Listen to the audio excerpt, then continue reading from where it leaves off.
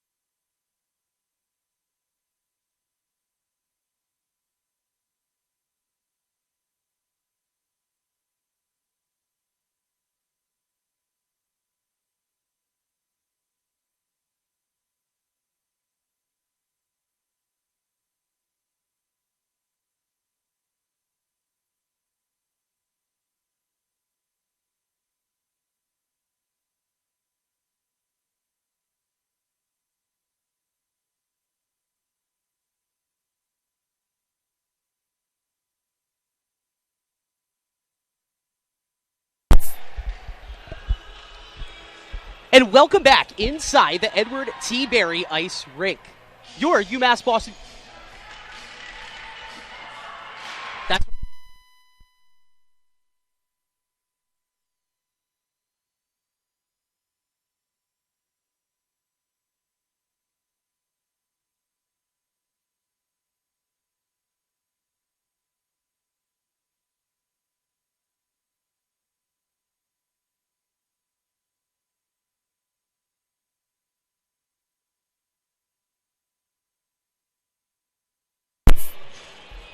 We are underway momentarily. Your Beacons 6-9-1 on the season, 4-4-1 in the NEHC. The NEC Pilgrims 4-11-1, 1-7-1 in the NEHC, and we are underway. We'll get the starting lineups on the screen momentarily, but the Pilgrims on the puck. I'm Chris Del Sordo along with Matt Meisenbacher. Thanks. Pardon the technical difficulties as we get started in here. Victoria Kennedy in net for the Beaks, and she covers that puck early to make the game's first save. Matt, thanks for bearing with me through the technical difficulties here. Fun start. We're rocking and rolling right now. The Beacons had a fun game last night. Didn't end with a win, but a lot of momentum coming into this matchup today. Adversity is what it's all about, Chris, and you and I are dealing with it, and throughout the season, these Beacons have been dealing with it, but last night you mentioned against Norwich, a really nice 4-4 tie. That's the type of game that can change the way the season goes, and a good matchup here against an NEC team. This could be another winnable game here for the Beacons. Beacons with the puck behind the net right now. It's freshman Claire Giuliano. She wheels it around, but the puck's still in the Pilgrim zone, and that's going to be the second cover up right there. Well, no, Victoria Kennedy decides against it, and the Beacons looking to break out with Claire Giuliano directing the traffic. She pushes it ahead to Emily Hansen. 3 freshmen on the ice right now. This is a sophomore, Liz Graham. Lefty wrister and a juicy rebound was right there as we got the action going early here, but hustling back down the ice the other way for the Pilgrims, Meadow Gilchrist, the super talented freshman. Matt, this is a freshman in Meadow Gilchrist that leads the team with assists, 7 assists in this her freshman season. Yeah, something to keep an eye on. Obviously, freshmen always interesting change between wherever they were playing before coming up to the collegiate level. And if you can produce as a freshman, you can find yourself on those first top 2 lines pretty quickly. We're going to see what happens here tonight. Ella Iwinski dumps it around to Olivia Lindberg, another top liner in her freshman year. She's a Swedish native. That puck looked to get caught up right around the bench, and so we'll walk it back into the Pilgrims' offensive zone for a deep zone face-off draw. 90 seconds into this contest here, and if you're just joining us, we didn't really get to cover it, but last night, a 4-4 tie against the number 8 nationally ranked Norwich Cadets. Big save right there for Kennedy to get her afternoon started. She's been tested very frequently in the first 88 seconds of this contest. It was a game, Matt, that the Beacons led 4-3 going into the third period, which by some standards is enough of an accomplishment in and of itself. Well, this team, you never know what you're going to get with this Beacons team, and here we have a rush here. Riefler, a 2-on-1, righty wrister, and she just misses the right post. Quickly onto it for the Beaks is Gabby Shantz. She'll keep it in the offensive zone. Allie Riefler, nice mention, sophomore season, and she's really starting to become an offensive catalyst. 2 goals in her past 4 games this season. And that's kind of what this team has done. They've evolved the way over the course of this season here.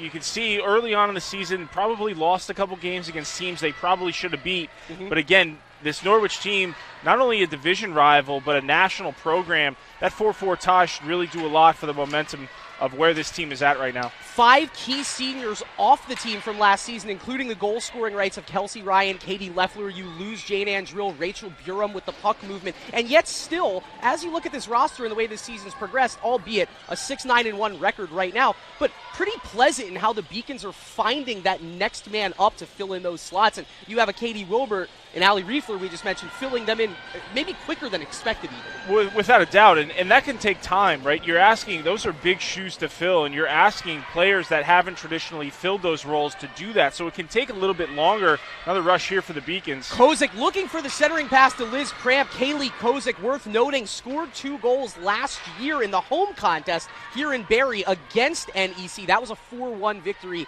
for the Beacons very early in the coaching career of head coach Danielle Blanchard. And I think Kozik can be the difference maker on this team. She's got a knack for just finding ways to score goals. Nothing highlight reel. Sometimes she can make plays on her own, but just has that natural ability to find ways to get to the front of the net, get shots on goal, and whistle there. Kennedy covers it up.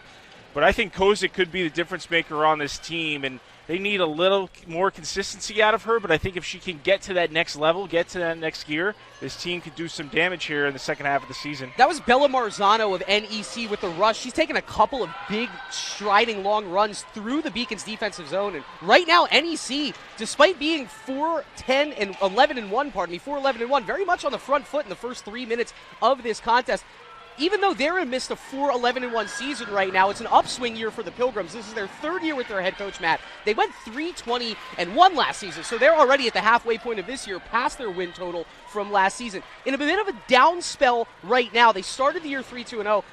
They haven't won a game in 5 weeks. What does that do to a team when you're in the middle, not really the dog days of the season? You got a lot of season left and you haven't won in 5 weeks. Yeah, mentally that's going to be difficult. But I think you look at this team and there's bad turnover right here. Meadow Gilchrist, we just mentioned the super talented freshman, couldn't do anything with it, and so she'll dump it in. Pardon me. Dumps it in. No, and I was going to say, tough when you've got only 4 seniors on the team. There's a 5th that doesn't traditionally play, but kind of and there's a good opportunity there. Nice big take into the zone for Hannah McDougall, the team captain. She gets pulled down en route to the net. I'm not sure if there's going to be any call on that or if that's just the puck covered up in a whistle. But once again, not a lot of hockey being played in the neutral ice right now. It seems like everything is getting to both nets, and the Beacons now with a big opportunity here with an offensive zone draw.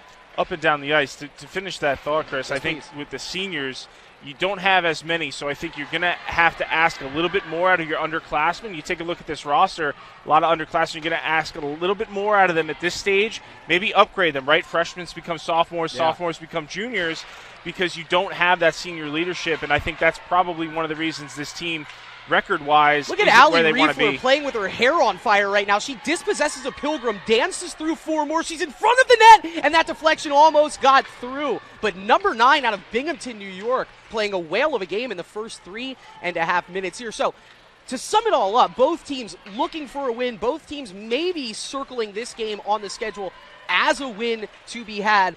The Beacons not amidst a losing streak, if you will, Matt, but they have lost 3 of their last 4. Or pardon me, they've lost 3 of their last 4, and then they've drawn their most recent game. So that's 5 Correct. games, 3 losses in those 5 games. Correct, yeah, and I think there's some things I'm going to be looking for here in this first period. We're about 5 minutes in here. I think when the Beacons are successful, they're good on the way that they pass the puck. When they lose games, it tends to be passing is not where it needs to be, creates a lot of turnovers. I think if this team is going to win here tonight, And there's a good stop Big there. save from Kennedy. Rebound is out front. She gets the second save, and the Beacons do clear the traffic in front of the net. Now look at this. Kaylee Kozik racing ahead around the defense, and she just can't quite touch it in time. Haley Cross, a great job in relief, coming in at the last second and poking that free, and now digging for it in the corner. I mentioned, Matt, Kaylee Kozik, streaky goal scorer, but always a threat to put the puck in the back of the net. That's what she's on the ice to do. And you have two players with blazing speed, Riefler and Kozik, showing it off against this Pilgrims team. Around the perimeter we go. Addie Buddington looking down low. That gets caught up in the skates of the aforementioned Kaylee Kozik and just barely out of the Pilgrim zone where it takes a hop. And here comes Bella Marzano. Wrister saved from Kennedy. Victoria Kennedy hasn't seen much action recently this season, but she's seen plenty of action in the early going. 5.5 minutes into this contest, and she's already faced 6 shots, has made 6 saves. And that's a 2-on-1 there. And notice rebound control, right? If she gives that up anywhere to her right side, that's a chance on a rebound shot, and instead catches it with the stick, covers it up, gets an in-zone draw. That's a good rebound control there from Kennedy early on in this hockey game. This puck behind the net, that was a wraparound attempt from Meadow Gilchrist. She couldn't get it in on net.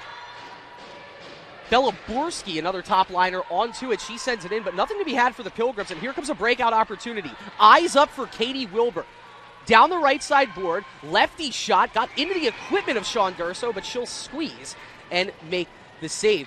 On the season, Matt, this is just the second start for Sean Durso. 26 games in her collegiate career in her senior season. It looked like I remember Hannah Podvy was the goalkeeper of record for the Pilgrims the time we played last season. So, rare opportunity for the senior to get some playing time, and she gloves a nice save there off the faceoff. Yeah, an interesting start here, and this might just be something where a goaltender has kind of earned some minutes, right? Coaches will always look during practice at which goaltenders are doing what they need to do in order, and we're going to get a penalty here, to earn those minutes. And I think you're going to see that here with Durso. We're going to get a tripping call. I believe that was against the Pilgrims. Yeah, what's interesting about this, though, is the Beacons had the puck, so I'm wondering now. I thought the same as you I thought. saw Allie Riefler lose her stick, and instead... So that's interesting, right? Beacons had the puck, but they still called the whistle there. Allie Riefler is going to get called for the trip. She lost her stick in the process, and that's what had me confused, and also the Beacons were on the puck at that time. And so NEC, rather surprising start from our vantage point. They're playing well right now, and now an opportunity with a man up here to take a big lead in search of their 5th win of the year. Cassie Kelly probing around behind the net. Eyes up, no passes, so she goes back to the top of the point.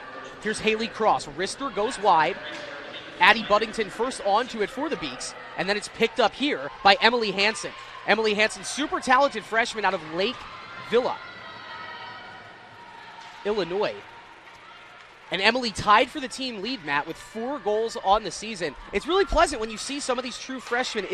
Pardon me, let me get that right. Isabella Henningsen-Brown, another one, just had 2 assists in the most recent game. You have freshmen coming up and looking like anything but right now, and I think that speaks a lot about the identity of this Beacons team, that it doesn't have an identity, and what his identity is, hey, anybody's good to go right now. That's the way Coach Blanchard likes it. Coach is going to ask players to play roles, right? And no matter if you're a senior or a freshman or anything in between, as a shot there is blocked. That shot's deflected. Big save on the rebound for Kennedy as it ended up getting through. Pardon me. Yeah, anything in between, you're asked to play a role. And so anybody who can fill that role to the coach's liking is going to play. And you're seeing that with some of these freshmen. That shot is blocked and put out of play. But even it doesn't matter necessarily your grade, right? As long as you can play a role that the coach can feel consistent, you can play consistently, they're going to put you out there. And I think you're seeing that with some of these freshmen is the coaching staff feels confident putting them in those situations knowing they can get the job done. 46 seconds left in the power play. That's a big face-off win for the Beaks, in the zone cleared authoritatively by Mia Boyd. Liz Cramp skates on with shorty opportunity, and that's a huge save from Sean D'Urso, closing the 5-hole at the last second. Liz Cramp, another one of those speed demons, and that was a shorthanded goal opportunity before you even knew it was there. Yeah, Liz is one of the best skaters in any game on both sides, not just the Beacons, but on both teams. She can really skate. You're going to notice, watch for the 3 in the white. She's going to be around the puck. She can outskate most players. Jordan Pond slides us back over to Olivia Lindberg, one of the team's leaders on the season in points. Rister, that was a floater, kind of a butterfly flutter all the way in, and Victoria Kennedy sees yet another shot, and Matchy makes yet another save. You're a goalie. I can ask you about this. Games like this where you've kind of been on the bench, you had a spot, you seeded your spot, but you're still getting your burn.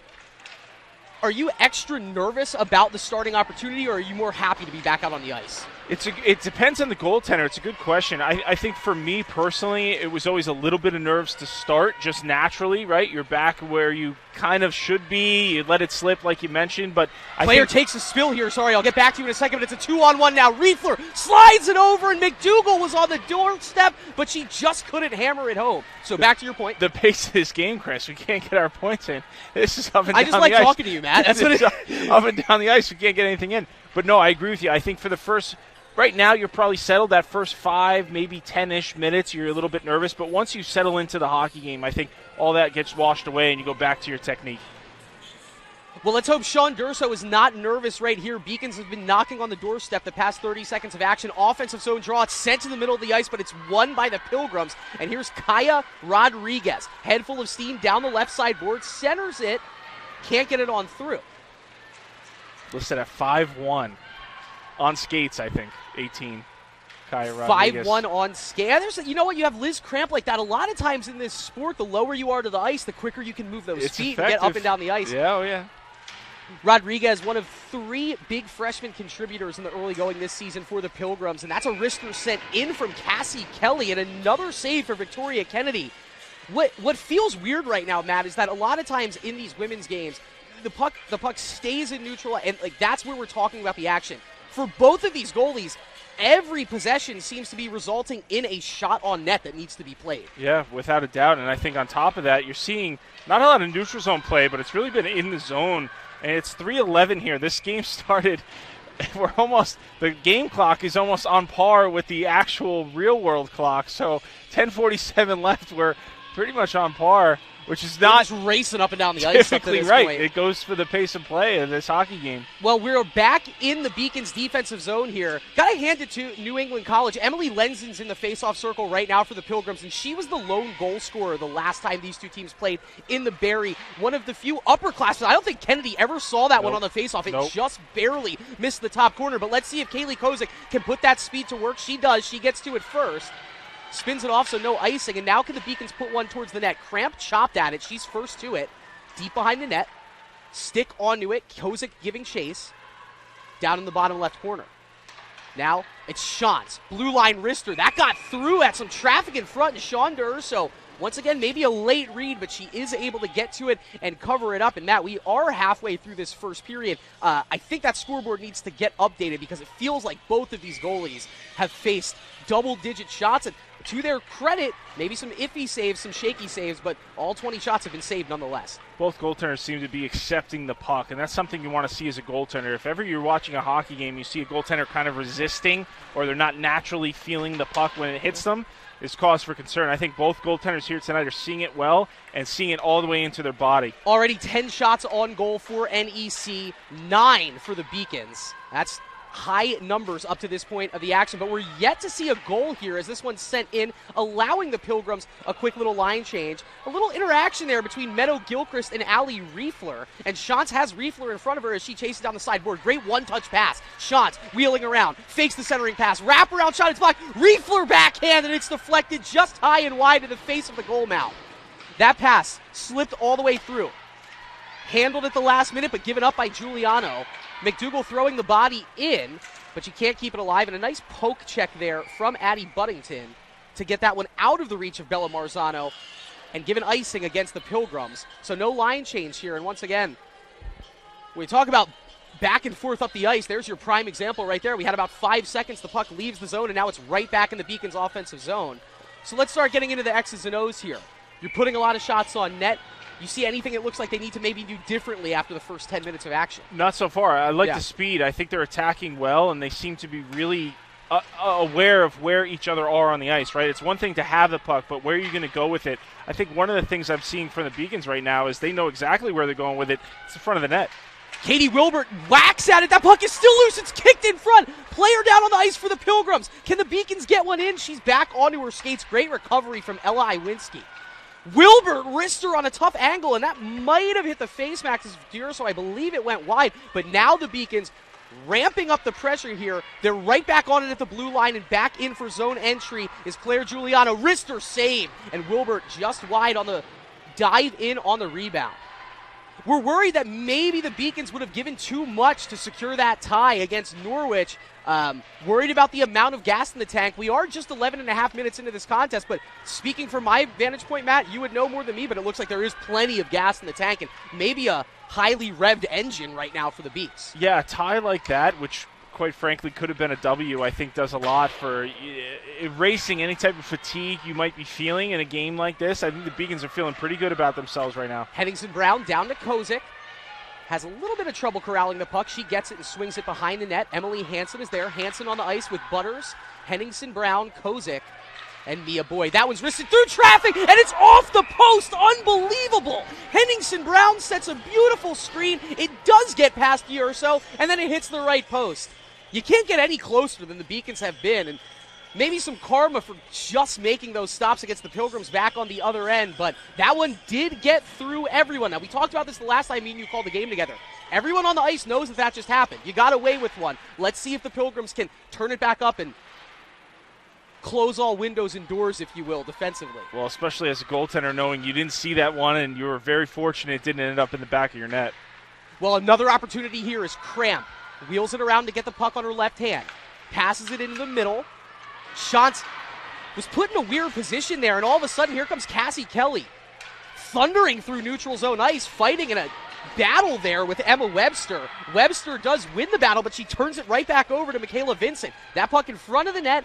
Luckily, no Pilgrims there in the slot to jump on it. And once again, Liz Cramp, there's a delayed penalty right now as she walks it in. Puck is still in Beacons' possession, so they're going to get the extra attacker out there, and that will do it. The Beacons 1 for 1 on the penalty kill. Let's see if they can go 1 for 1 on the power play, as it looks like the guilty party, number 5, Kate Devlin, into the box for the Pilgrims. Just a true freshman out of Walpole. Yeah, big opportunity here for the Beacons. They've been doing well offensively, a lot of offensive zone possession. First 5, maybe 10 minutes of this hockey game was a lot of NEC, a lot of Pilgrim possession. So far it's flipped. It's been a lot of Beacons, and now here, a power play. Really important draw here. You're feeling good. You've had a lot of offensive zone time. Last thing you want to do is get an easy clear. Looks like Beacons are going to possess. The Beacons already 18 shots, 12 of them on net in this game's first 13 minutes. Now on the power play, only more to come. Wrister from Buddington, but it's blocked at the blue line. Great play by the true freshman, Olivia Lindberg, on defense. And now a turnover in neutral ice here. Addie Buddington never saw that puck. It comes and hits her in the cage, and it leads to a rush down the left side board. Riefler can't put a touch on it. Buddington does. Shantz and Buddington, the two defenders out there with Sydney Leonard, Allie Riefler, and Hannah McDougall. Another turnover as this is I would call it the PP2, the second power play unit out there on the ice right now for the Beacons. Now we see a change in personnel.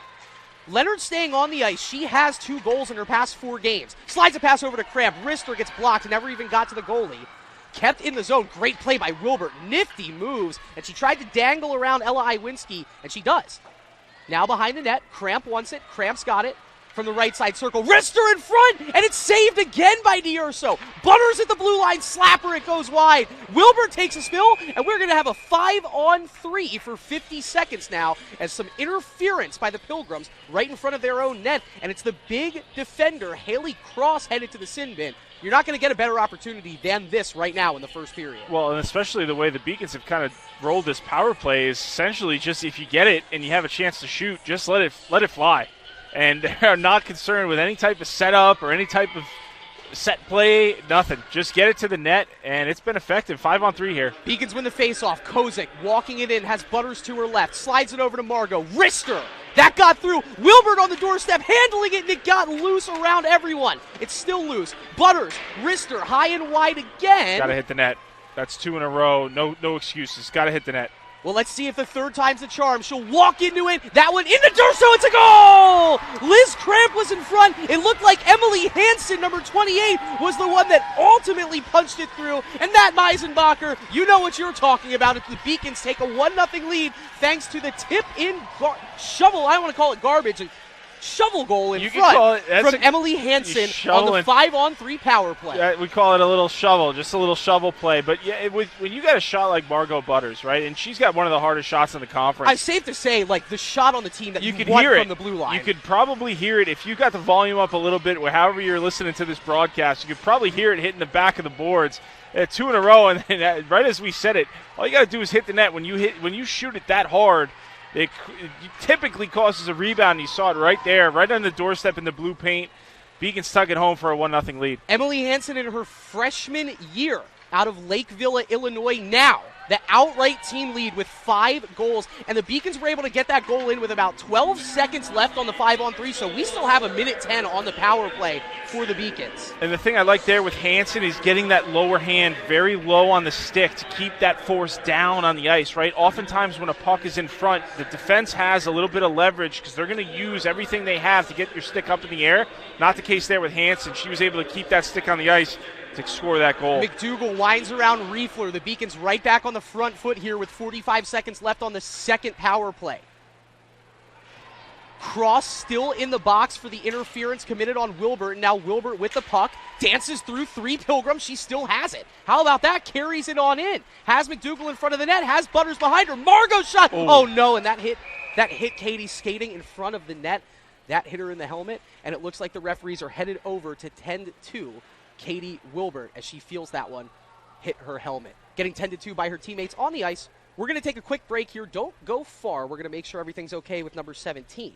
And we'll be back momentarily. The Beacons with a 1-0 lead. 4:27 left in the first.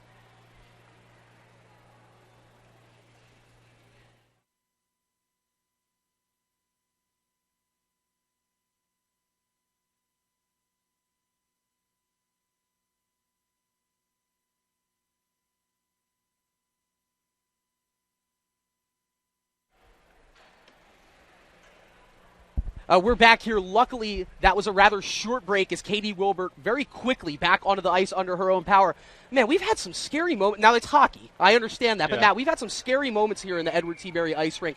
Going all the way back to the Liz Cramp play. Yeah. Victoria Kennedy had a scary moment earlier this season, and Katie Wilbert looks to be good. She's made it off under her own power. She's smiling, laughing right now. So hopefully we'll see her back on the ice here in the first period. Yeah, she's laughing with her teammates right now. She's fine. I think that's one of those. And again, it's the one person you don't want shooting that puck is Margot Butters. You heard that one. You heard it, and it made it so there's a little bit of space there with your ear. I think it caught her a little bit higher. If it was a little bit lower, could be talking a different story. I think it caught her high enough in the helmet where it got mostly plastic. She's fine. She'll be back on the ice. Well, here's Sydney Leonard charging back down the right wing. Another one of the talented true freshmen right now. She loses it, but Crepaldi right behind her to keep it alive.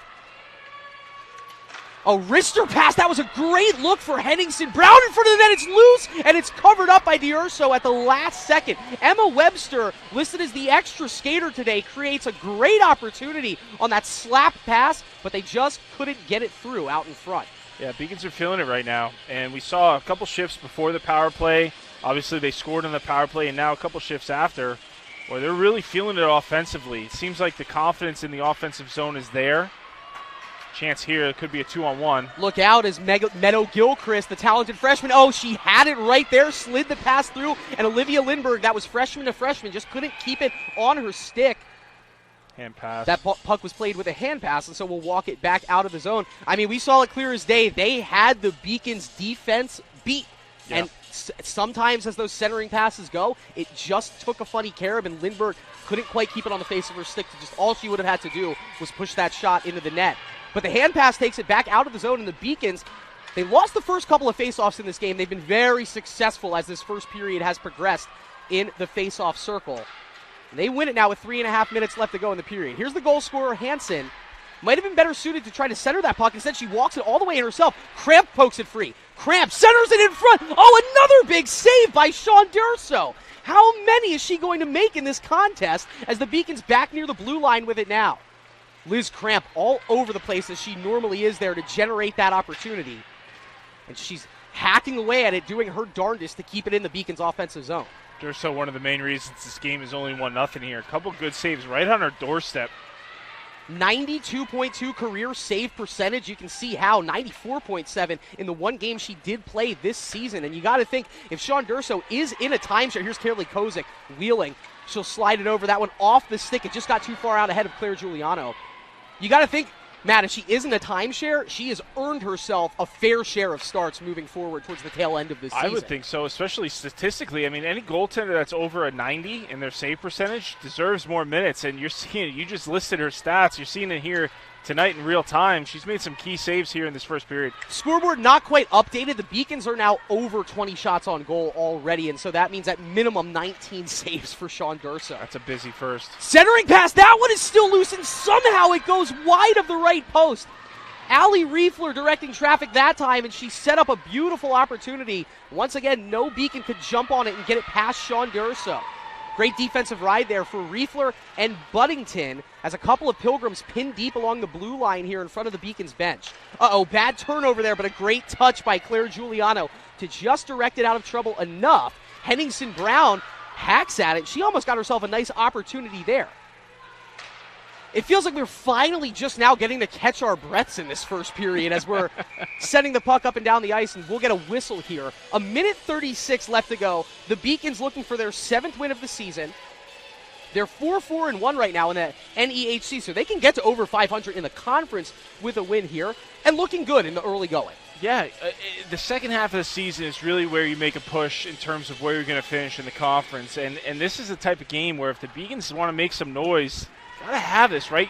You're at home, coming off a tie against a nationally ranked Norwich program. You're feeling good about yourself. Really got to find 2 points here tonight. Great play on the ride by Margot Butters. She just completely deleted Michaela Vincent out of the play, and that's going to lead to a low percentage shot from Cassie Kelly that's easily handled by Victoria Kennedy.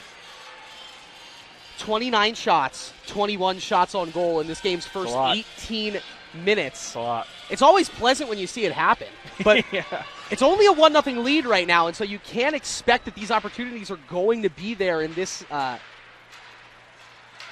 not going to be there this often when you move into the second and third period. So you really would like to see the Beacons try to jump on one more here before we head back into the dressing room. We're at the 1 minute mark, 1 minute left to go here in this first period. And here's Haley Cross bearing down on that nifty toe drag, and she tried to skate around, but Liz Cramp was there to just send her out of the action. And another nice stop there for the Beacons. It was very tough on Victoria Kennedy in the first 3-4 minutes of this contest. She was up to 10 saves 14 minutes in. 6 minutes in, pardon me. So for the past 13 minutes, no technical saves needed to be made by Victoria Kennedy. That's and true. as I say this, I'm sure they're going to get a couple on net right before the end of the period here. Here come the Pilgrims. It was dumped in on the play by Iwinski. I was about to say, you don't want to jinx her now. I've done that plenty of times here. So Victoria, that was a preemptive apology. Beacons are in a good spot here. They get it across the red line. No line change. Emily Hansen hacking at it. She really does have a sense for the puck here, Matt, in her true freshman season. And a lot of the goals that she has scored have been of the right place, right time variety in front of the net. And that will do it for us here. A very, very exciting period number one. Kind of surprised we've only seen one goal, but luckily, Matt, it was a goal to the good guys. Yeah, so I think from a Beacons perspective, you're probably pretty happy, right? You've got a 1-0 lead, obviously, going into the locker room. You've got a ton of shots on goal. Wait till they update the scoreboard. You're going to see that's a heavy first period.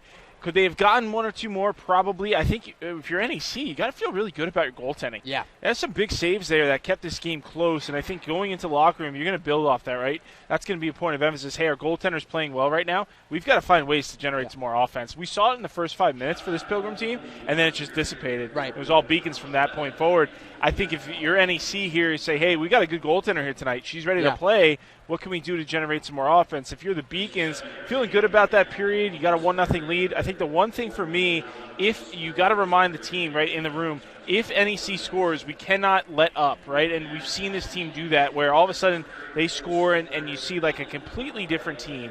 From my perspective, they're doing everything right for the most part. They've got to find ways to continue this for another rest of the hockey, 2 more hockey periods here, right? So Right. you got to find a way to continue to build off that. If NEC does score, what's the response going to be? I think that would be my message in the locker room if I'm a Beacon coach. 2 more hockey periods here, but if they went like period number 1, probably plenty of smiles around Edward T. Berry Ice Rink at around 5 o'clock tonight. We're going to throw it to a quick break. When we come back, first period stats and scoring summary. After this on the Beacon Broadcasting Network, your Beacons leading the NEC Pilgrims 1-0.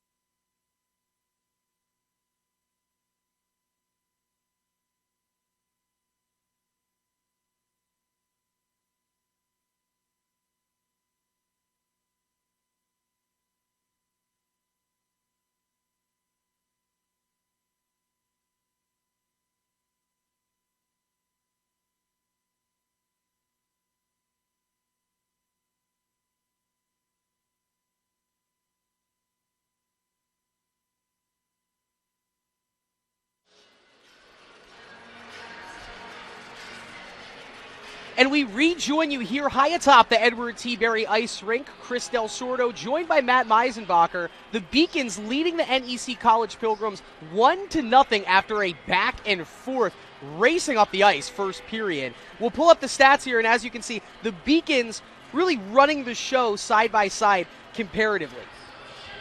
20 shots on net for the Beacons, Nat, 11 for the Pilgrims. And that number 11, probably admittedly more than I anticipated out of the Pilgrims, but that first 5 minutes, they were the team out in front.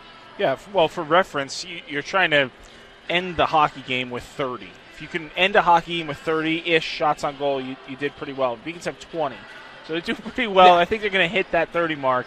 And it did. You called that early on. It seemed like it was up and down the ice. There wasn't a lot of play in the neutral zone. It was mostly in zone, whether offensively or defensively for both of these teams. And the shots on goal reflect that.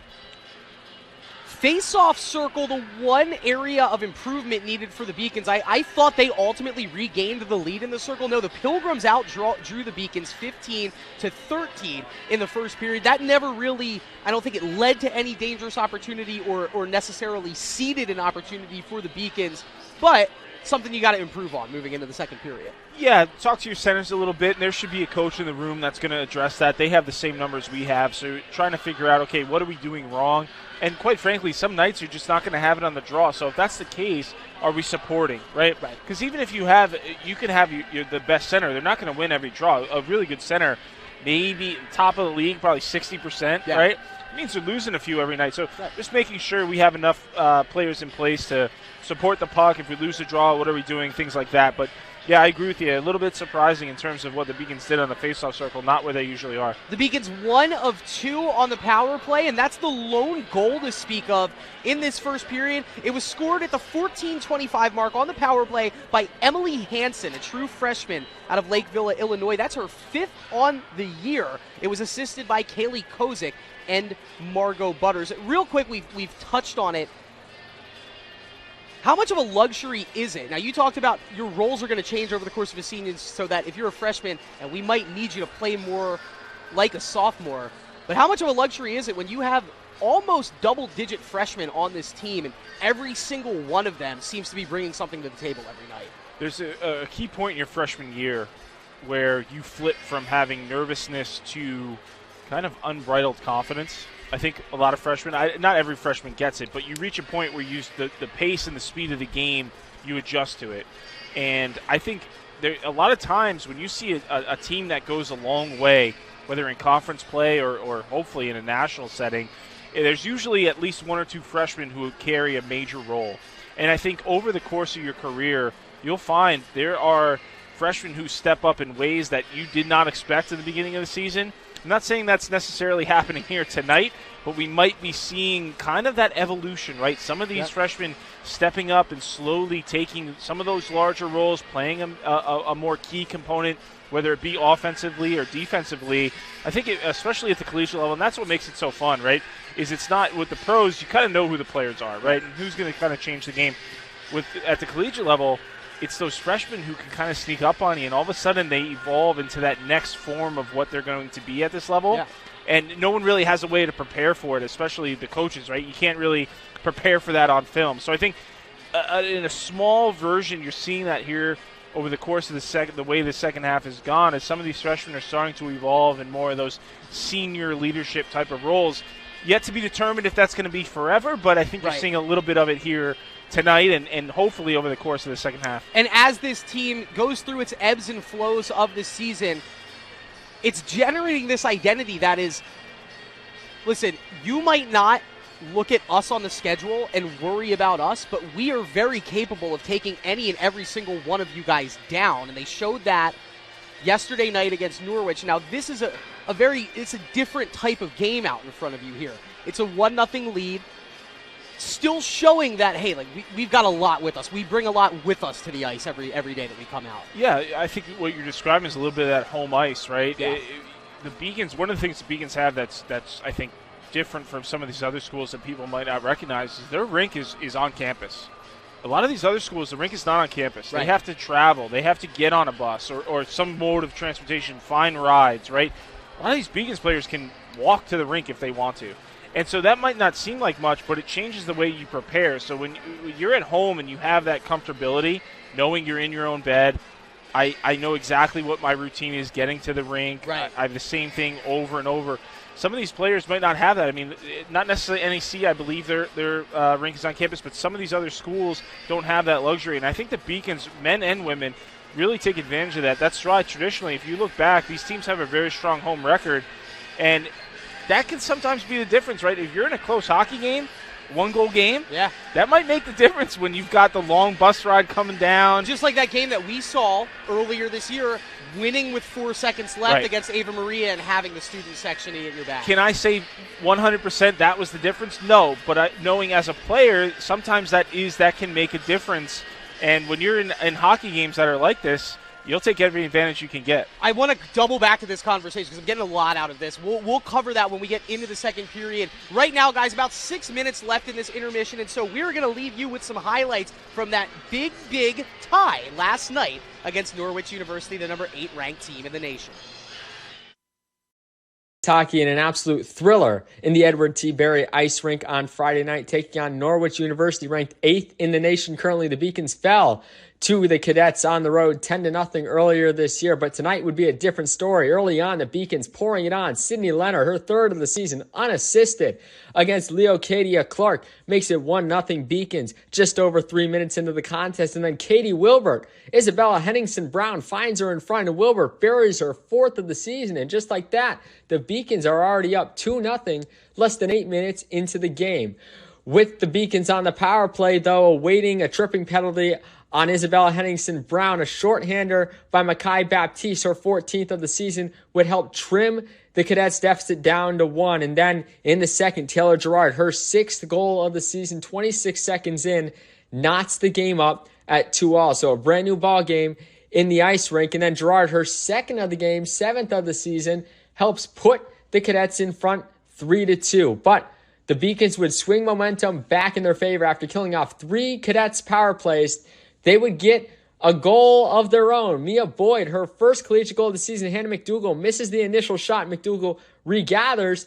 Boyd up top gets it, gets her first goal of her college career. And just like that, we're tied up at 3-3. The refs would talk it over, looking for goaltender interference, but the call would stand. It's 3-3. And then this is where momentum shifted even more. And Frederic Guay gets called for a tripping penalty. And then a few seconds later, Morgan Teft gets called for a tripping penalty. And the Beacons are on a 5-on-3 power play, a golden opportunity to score here. And Margot Butters does just that for her 4th goal of the season from Liz Kramp and Kaylee Kosick right there. Butters on the right side, snipes it by Clark into the left side of the net. She's fired up. And the Beacons, just like that, are back in front against the 8th ranked team in the nation, 4-3. Addie Buddington had a chance to give the Beacons a 2-goal lead here. Fans on it and misses wide left. And then Hannah McDougall with a scoring chance off the redirect. Clark turns it away. So it stays 4-3 as we head to the final period. The Beacons playing a little bit back on their heels,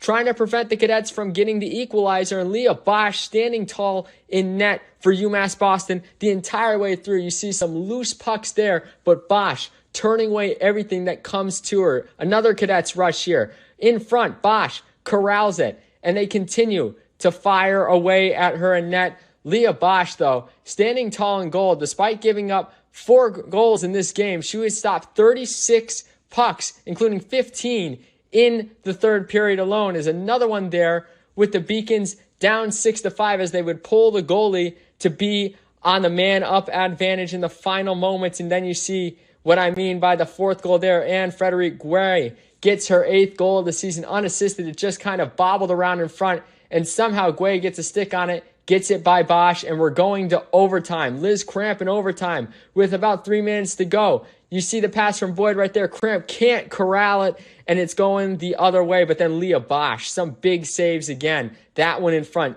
kicked away. And then with less than 2 minutes to go, look at this one. She somehow gets a glove on it and keeps it out of the goal mouth. We're still tied at 4-4. But then a tripping penalty would help lead to another Norwich University power play and no goal. With 35 seconds left, it was kicked into the net by the Cadets offense. And just like that, it stays 4-4. Closing seconds of this one, and another shot saved by Leah Bosch. She makes 7 overtime saves, and the Beacons, a valiant effort to try and pull home the victory, but they take a tie against Norwich University, 4-4 all. The Beacons, that's their first tie in series history against the Cadets. It snaps their 12-game losing streak against the Cadets, and it's the first time that they've scored 4+ goals against Norwich University. They also go a perfect 6 for 6 on the penalty kill in the game. The Beacons will close out their 4-game homestand tomorrow afternoon at 3:00 p.m. at home, taking on New England College.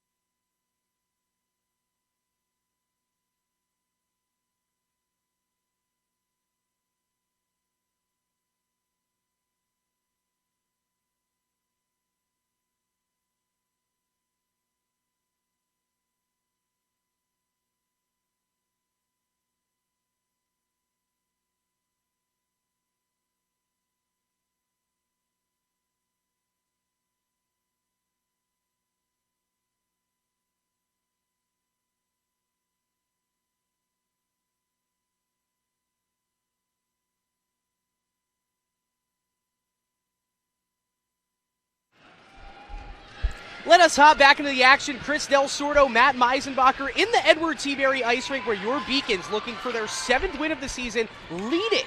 The NEC College Pilgrims 1-0.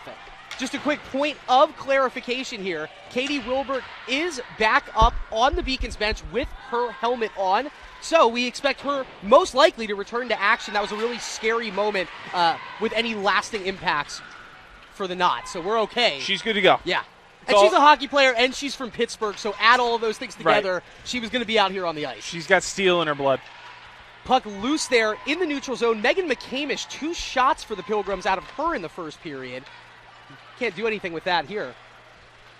And the Beacons on the puck here along the left side boards. Hannah McDougall in a 3-on-1 for the Beaks as she hustles across. Allie Riefler waits for her. Wrister over the shoulder of D'Urso, but not into the back of the net. And once again, Meadow Gilchrist, as it seems like she's been all day, is on the puck again for the Pilgrims.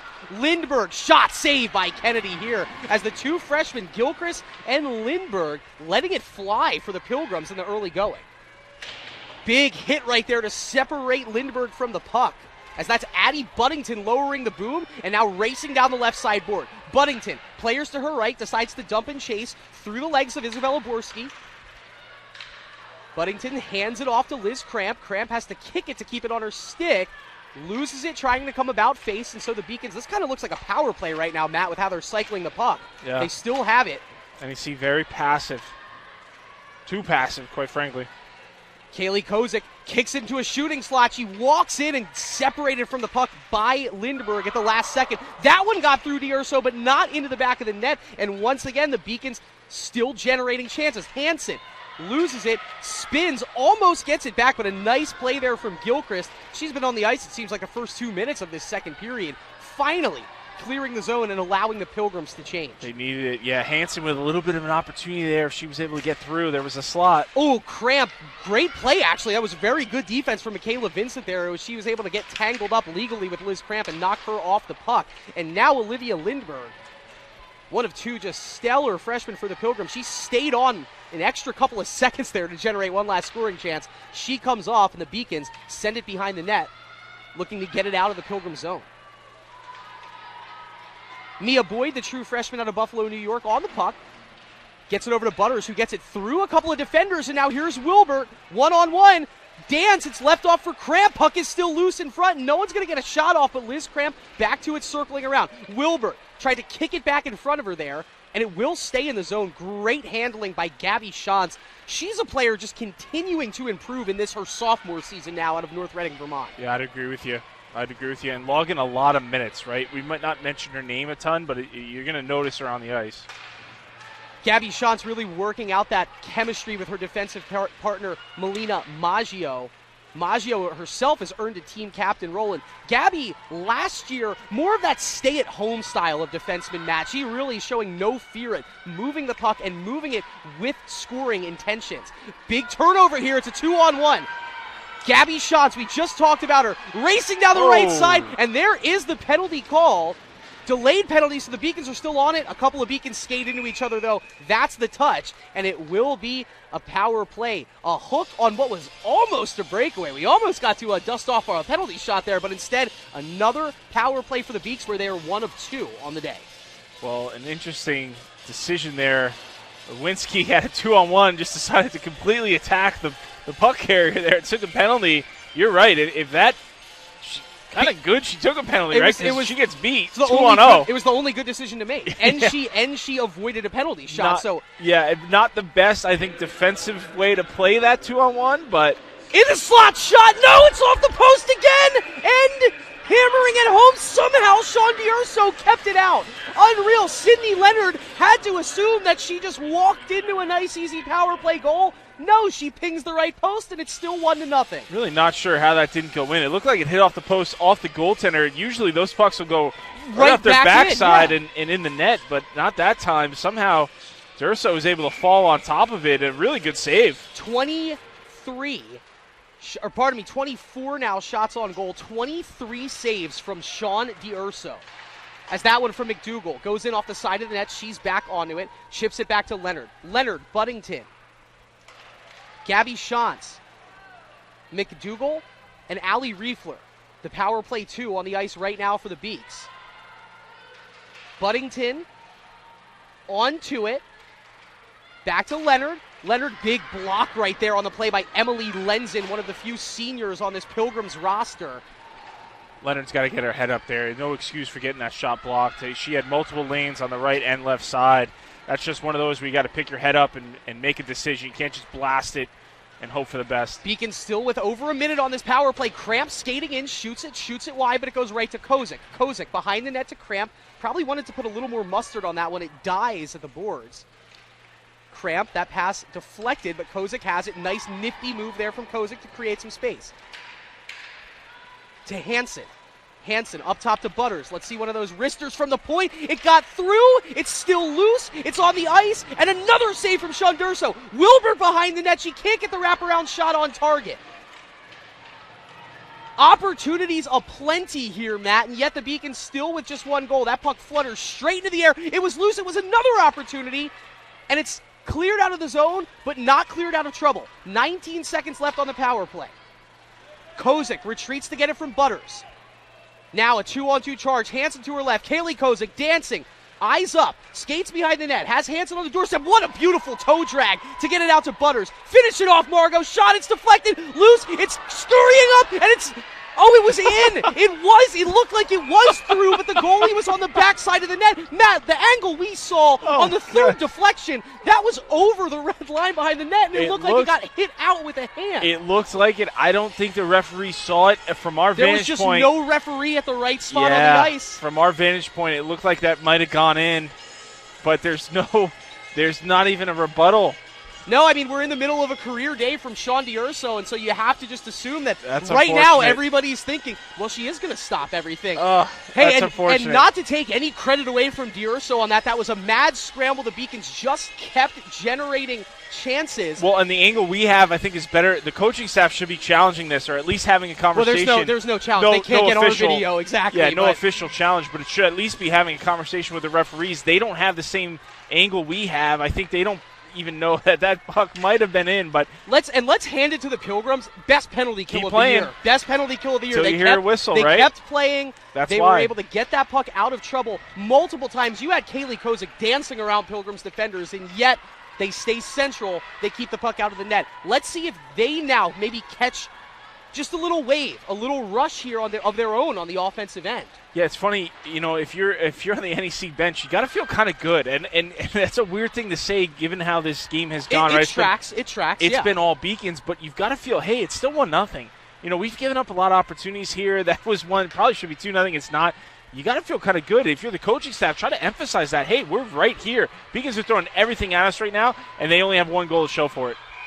Well, let's see. Is that puck onside? No, it is not. Kaya Rodriguez, the little speedster, just a hair in front of that one. And so, I mean, this is the first chance that we've gotten to catch a breath. We've had like 3 opportunities this whole game, and yet somehow the score is only 1-0. We look at the scoreboard right now. It reads 27 shots on goal for the Beacons. And that's the same thing on the live stats. So right now, 27 shots on net, 26 saves out of Sean D'Urso. Busy day. In the first 25 minutes of action. That's more than a save a minute. Matt, could you put up a save a minute if needed to over the course of a hockey game? I could have put up a save per minute in practice, let alone a game. Here's Henningsen Brown, centering pass. It's kicked away.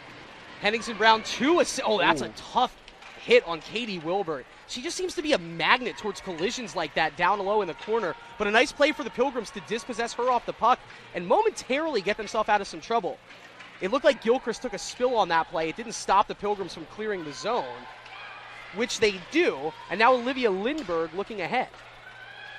Haley Cross behind the Beacons back line. They try to work it all the way into Lindberg cross corner. Wilbert takes a spill chasing after the puck. She gets to it, but it stays in the Pilgrim zone. Really nice play there by Mia Boyd. Thought she batted it out of trouble, and a great deflection by Melina Maggio. But the puck is loose onto the skate of Kate Devlin. Devlin back to Megan McCamish. They'll try to wheel it around behind the net. Nice probably to see for NEC just this sustained offensive possession the past minute or so in the zone. Yeah, giving your defense a little bit of a break for sure. But as I say that, here comes Kaylee Kozik. Coasting on through. She loses the puck, and That was a big opportunity right there, and instead it's an opportunity for NEC the other way. That one's thrown over the net by Vincent, where it's picked up easily by Butters. Margot across the blue line now with some steam. Oh, whoa. Beautiful toe drag here. Has the players in the middle. Margot Butters and another save from Sean D'Urso. What was that? Where did that come Butters, from? she has been on a goal-scoring tear. She was, as a true defenseman, tied with the team lead until Emily Hansen just scored her 5th goal. I think, look at the girls talking to her. If you're Margot Butters, I think if I'm her, in my own head, it's like, what else do we need to do? Maybe it is just me. Maybe I got it for us. And she almost did, but Sean D'Urso says no again. Good save, and 2-on-1. Now she's got to get back. And Margot Butters, the lone defender there. She hauls down the player with a hook. That one almost gets through Kennedy, and she does make a big save as we were on the delayed penalty two for big saves. Quite some time there. 2 big saves. Butters got beat, almost a 2-on-0. She got beat right off the draw coming back. 2 big saves from Kennedy called upon just like that. She made the first one. The second one was under her pad. Notice, folks, how she twisted away from the goal line. She kind of could feel the puck. She didn't know exactly where it was, but she twisted away from the goal line. As a goaltender, that's just awareness to know, hey, I don't see it, but I have an idea or a feeling of where it is. I got to get it away from that goal line. Really good, 2 good saves there from Kennedy. NEC on a power play here. Good opportunity. So the penalty does go against Margot Butters. It's a 2-minute minor for hooking. It's almost, Matt, a penalty that you can't even really get mad at. It's like what we talked about with the Beaks on their 3-0 rush the other end. Big save from Kennedy there with some traffic in front. Obviously, you're not happy that the penalty was committed, but given what Margot just did on the offensive end and then what position she was in on the defensive end, you can't get too upset at that. Yeah, tough right off the draw, right?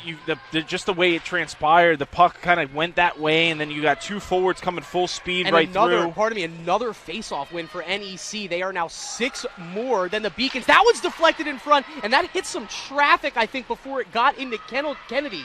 But the Pilgrims just 25 seconds into this power play, generating chances aplenty. Nice move there by Wilbert to get it out of trouble. And now giving chase is Hannah McDougall. She has the angle on Lindbergh. She tried to just slide it past. It hits the side of the net. Wow, and it feels like it's been the Beacons on the PK for 2 minutes, but still another minute 15 on this power play for NEC. Jordan Pond offered after it, but peels back for a personnel change for NEC. And that's a great job there from the true freshman, Mia Boyd, to get it out of trouble for the Beaks. 1 minute down, 1 minute to go, and this is the second power play of the afternoon for NEC. They are 0 for 1. The Beacons 1 of 3 on their 3 extra man opportunities. Here's Cassie Kelly surveying the scene. Had something there if she would have been able to hit Haley Cross on the outlet pass. Instead, it's going to be an icing. And the Beacons maybe in an opportunity to put an offensive chance on net in this penalty kill, but they have to win a face-off to do that, and they haven't been doing that all that well today, Matt. Yeah, it's a good point. I think 43 seconds here left on this power play for NEC, and they've got to find a way to get something here. I think this was a golden opportunity for them to kind of climb back in this hockey. Again, still 1-0, still very much in play, but I haven't really seen a ton here on this power play. That could be a little bit of a kind of a downer for a team that's really been struggling offensively. That was the 20th face-off win for NEC, so if nothing else, they can hang their hat on that. 20 face-off wins to 16 for the Beaks. But they couldn't get it into their zone at all on that play. What a takeaway by Liz Cramp, keeping the puck on her stick, trying to evade 2 Pilgrims, and she ultimately a little too much puck handling there, but it's kept into the zone. Slapped at by Boyd, and it deflected off of a stick on the way in. Just 7 seconds left on the penalty kill for the Beaks. It was a rather tough first minute on the PK, but they really got their legs underneath them in this final minute. And it's back to even strength hockey here as that's one more shot thrown in from Haley Cross. Cramp slaps at it. Boyd skates onto it, but the Beacons are still trapped in a bad spot. Bella Marzano, she had 4 shots in the first period, couldn't get one off there, and now this one's tapped ahead. Can Riefler win the race? Yes, she can. Allie Riefler, a right-handed shot right where she wants it. Circling around, had the centering pass, but didn't have Liz Cramp with the stick down. But the Beacons cycling here, walking in, beautiful cross-ice pass, and Riefler is denied by D'Urso. But it's Leonard in the slot. Leonard's snapshot, it's blocked aside. Beacons generating plenty of chances now. 31 shots on goal in this contest. 30 saves made from Sean D'Urso. His first lines look good, and they just really feel confident in the offensive zone. You can see that. There's really no panic. They're running pretty much what they want to run. Getting shots through is really the last thing. They're getting a little bit too many shots blocked. I think that's the last phase for this line to completely be clicking. It's interesting that this was the first line tonight because separately, Leonard, McDougal, and Riefler all making contributions, but they haven't been line mates at all this season. They come on, they're line mates today, and they're the first line today, and they're looking the best. There's something there maybe for sure. Creativity-wise, at least, as a unit right now. Puck chopped. That nice play there from Buddington in tight space to clear some room. And here's the aforementioned Hannah McDougal, the team captain. Wheels off to her left, just kind of pushes that one in towards the net, maybe to generate a rebound opportunity. It's knocked away, and some traffic with the referee gets the puck back onto a Beacon stick. Buddington to Crepaldi. That shot gloved. Crepaldi was actually in a pretty decent scoring angle there and didn't get that much on that shot. 31 saves now for Sean D'Urso. That's probably going to be the top 5 or 6 easiest saves she's had to make so far on the night. And Matt, once again, back in an offensive zone draw, but can you do anything with it? Let's see if Katie Wilbert is up to the task. And the Beacons are going to corral that one, but they do it outside of the zone. And so Claire Giuliano circling around. Crepaldi is able to send it into the zone towards Wilbert, deflected in front, and a save is made from Sean D'Urso. And Haley Cross, one of the Pilgrims' key leaders, heading into the bench right now after that collision with Adriana Crepaldi. Player brought down right in front of the referee here. And it looks like, thanks for pointing this out, did you see what happened to Sean D'Urso? We were focused on Haley Cross, who in her own right laboring over to the bench, but the goalie, Sean D'Urso, maybe bent at the waist a little bit. A little bit, but it's going to be a penalty. I think a tripping call here on NEC, so we should see a Beacon power play. That's Ella Iwinski, the same player the last time that committed the trick. I mean, stick got caught up in the skates there. Pretty easy call for the refs. Another opportunity, the 4th power play for the Beacons this afternoon. They've converted once. Butters off the faceoff draw. She'll walk it in, toe drag it over to Kozik. Kozik to Butters, and she scored! There was a body in front. I'm not sure if Liz Cramp got the stick on it, but Matt, you said it yourself. Ooh, Margot Butters with the rocket, and the Beacons lead 2-0. Margot Butters now ties Emily Hansen back with the team lead, 5 goals on the season. Yeah, let that fly, girl. She's got that rip, and you can see it there. The first opportunity right off the draw, she was trying to take a step and let that thing rip from the top of the circle. Didn't have the angle. Love the fact that she pulled that back, found her winger, and then back skated away from the wing, right, to give herself some room, to give herself some space, and then just a quick one-timer over the blocker side on D'Urso. That was a rip. I'll tell you what, Margot Butters is a difference maker. Just the fact that she can let that thing go probably 2 or 3 times harder than most girls can shoot the puck, that's a weapon and an attribute this team can really utilize. Up 2-0 here halfway through the game. Butters, just a sophomore out of Washington State, so she's playing her hockey across the country from her hometown. She can let it fly. And worth noting that she's so good on the defensive end, too, that it's really just a nice added luxury you have. It's not like you have like an Ovechkin-esque wing player letting that slapper go. She's coming up, making great plays from the blue line. She's able to puck handle it in, and then, oh my goodness, the hardest shot you've seen at this level. Well, yeah, one of the things I think for any defenseman, whether you have a hard shot or not, is getting pucks through. I think that's, especially on the power play, that's one of the things that coaches should be emphasizing is not getting your shot blocked. Not only is she getting a shot through, it's with velocity. I mean, that shot's coming through. I want to say that's probably in the 70s. Put a number on it. Put a number on it. I was going to say that's probably in the 70s. I mean, that's a significant velocity for women's hockey there. She's letting it go pretty good. You've seen it here tonight for sure. 32 shots on net for the Beacons, and the 32nd shot generates the 2nd goal. Both of them power play goals, Matt. And so the Beacons now 2 of 4, 50% on the extra man opportunities on the day. And back on the front foot now here is Crepaldi sends it in front, and that one goes just wide. But quickly onto it is Emma Webster. Webster thought she had some support there in front of the net. Instead, we have Megan McCamish scurrying ahead, looking for Kaya Rodriguez. She couldn't connect. And now here's Wilbert back in the neutral zone, and she's slammed against the boards. Great ride there on the defensive end. But that was Bella Marzano.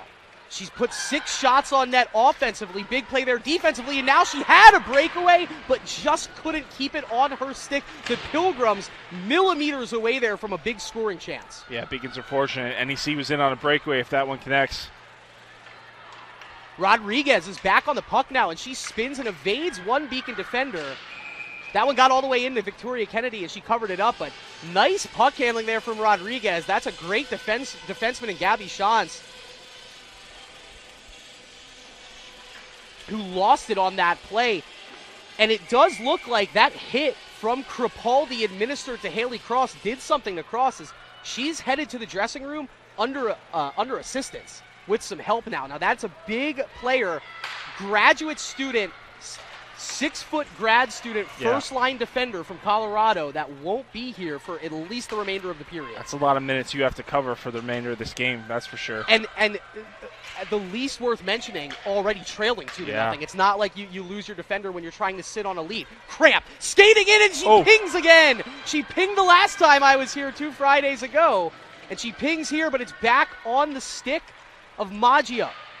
Another opportunity perhaps for Liz Cramp in the offing. This one is back to her on the point. Skating it in. Oh, that one was chopped at by Hansen in front. It just took a weird angle off her stick and went right over the crossbar. Look at the clock, Matt. This game is flying on by. We're already under the 5-minute mark now. It's 4:45 left to go in this second period. Beacons looking for their 7th win of the season, holding a 2-0 lead. Yeah, penalty here. Wrister in from Giuliano. Kennedy tried to make it off. She's been doing that sprint quite often today. Keeping as herself this is warm. The 5th power play coming up for the Beacons here. And most of the time when me and you have called games together, Matt, that sentiment has been followed by where they are 0 for something on the day. But today, 2 for 4. Let's get over the 50% mark if you can here and really think about putting this game away with a 2-0 lead and just under 5 minutes left to go in the second period. The senior Michaela Vincent, number 24, going to the box. You're exactly right. I agree with everything you said. And quite frankly, Margot Butter's not out there. I would get her on the ice. It seems as though she's got the hot hand here tonight. Plenty of other competent, capable goal scorers for the Beaks out there. We'll give them a minute first before we call on number 25. Give other people a chance. That first-line services. Here's Gabby Shantz, who, as we mentioned earlier today, doing a great job at being a puck-moving defenseman. She's kept it on her stick for about the past 10 seconds there. She wings that one 4 feet wide of the net, but skates right onto her own deflection. And here's Riefler now. Riefler trying to wind up that right-handed wrister. That was hit. Durso didn't see it, and it came back through in front of the net. Huge hit. You can't do that if you're Gabby Shantz. And there is a player laid out on the ice for the Pilgrims. It is finally touched up. That kind of looked like a frustration play right there, but you saw Gabby Shantz administering the elbow, and a player for the Pilgrims now down on the ice. It looks to be favoring their lower body. Once again, we're going to take a break here, guys. 3:55 left to go in the second. 1:15 left on the Beacons power play. Probably going to be back to even strength hockey in a second. The Beacons do lead the score, 2-0. More after this on the Beacon Broadcasting Network.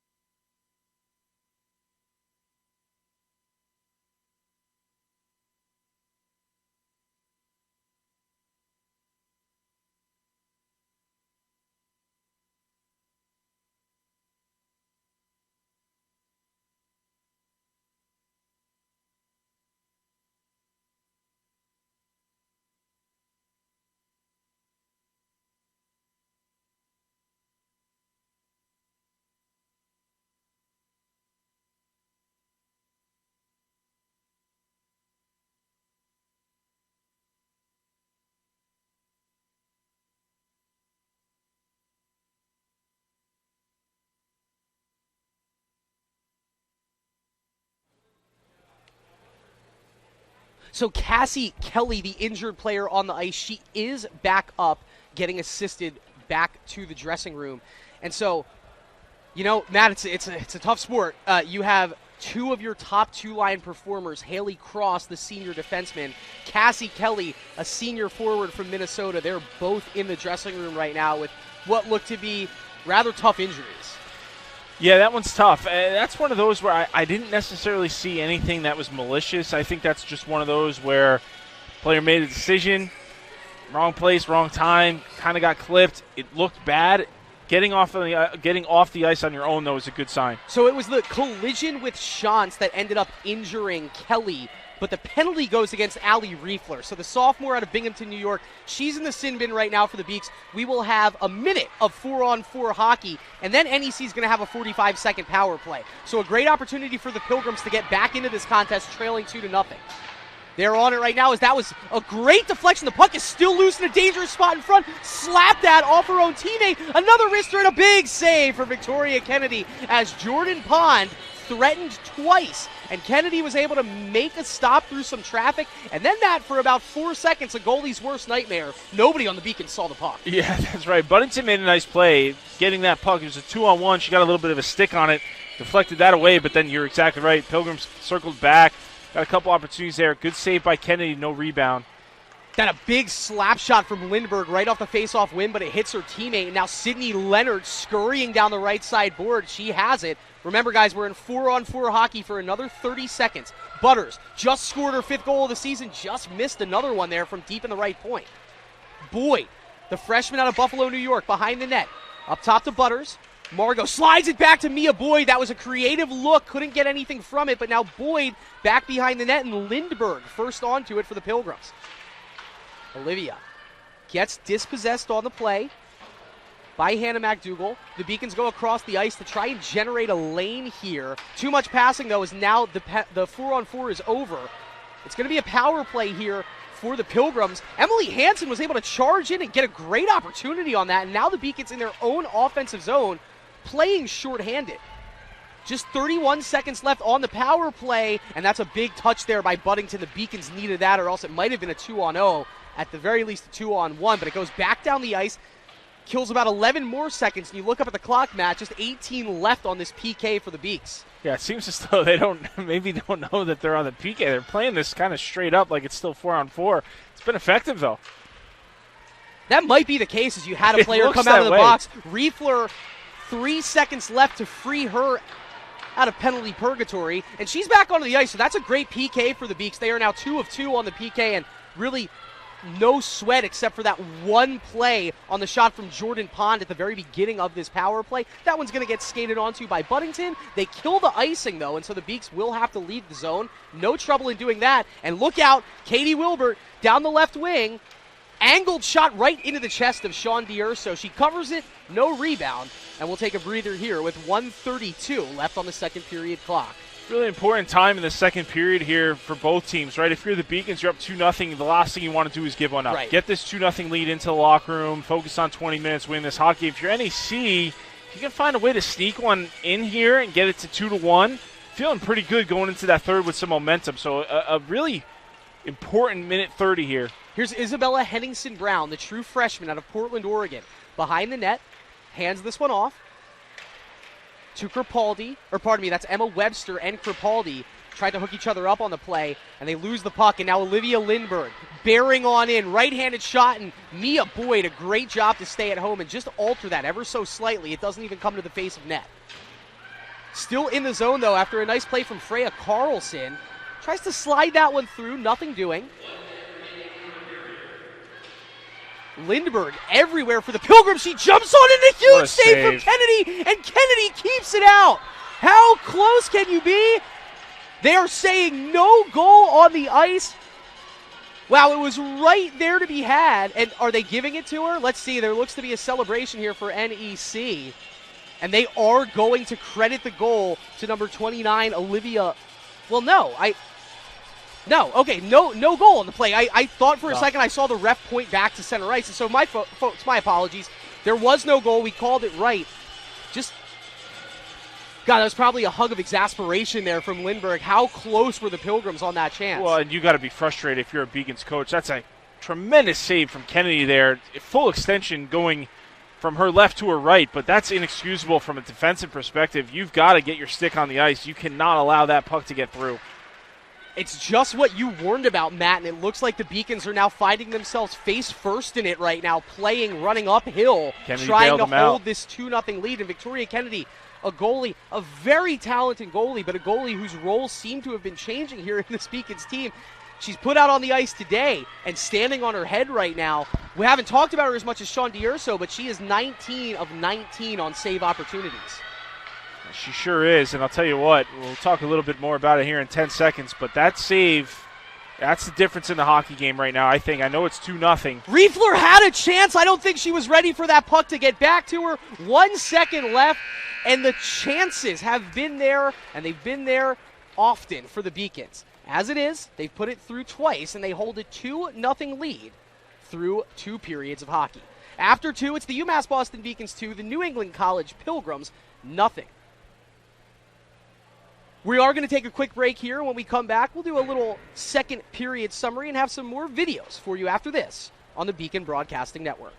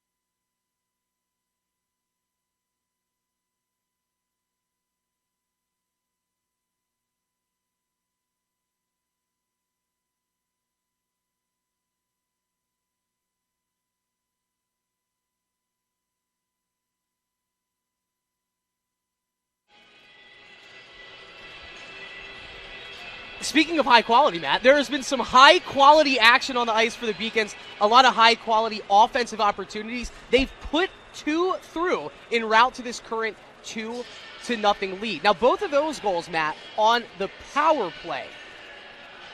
Might not have that many opportunities on the PP in the third period here.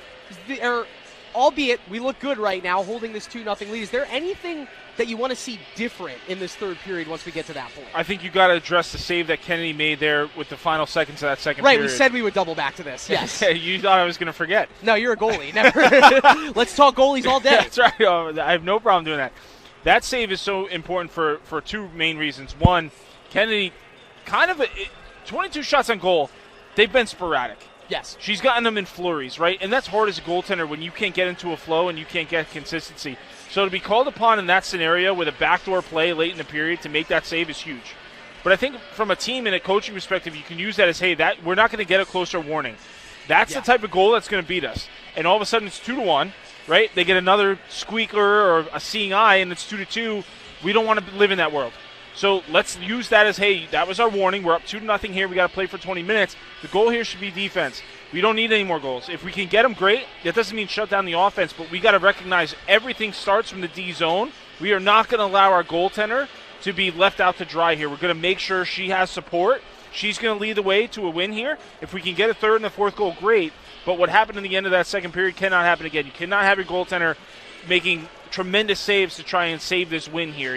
That should be a big warning flare for that team. Let's rifle through the stats real quick. The Beacons out shooting the Pilgrims 36-22 in terms of shots on goals. It's looked like that. It's felt like that. But those 22 chances have been there for the Pilgrims, and Victoria Kennedy was able to fasten up, buckle it down, and keep the pucks out of the net. Yeah, again, and tough on a goaltender, right? I think there's something to be said for as busy as Durso's been. I think from a goaltending perspective, sometimes you prefer that. There's goaltenders that like to be busy, and you see that at multiple levels. They get a little bit antsy when they're not busy. It's hard to stay in the game. One of the things I was laughing about, she has no water bottle. I was laughing. I'm looking. She's all over the ice making saves left, right, up, down.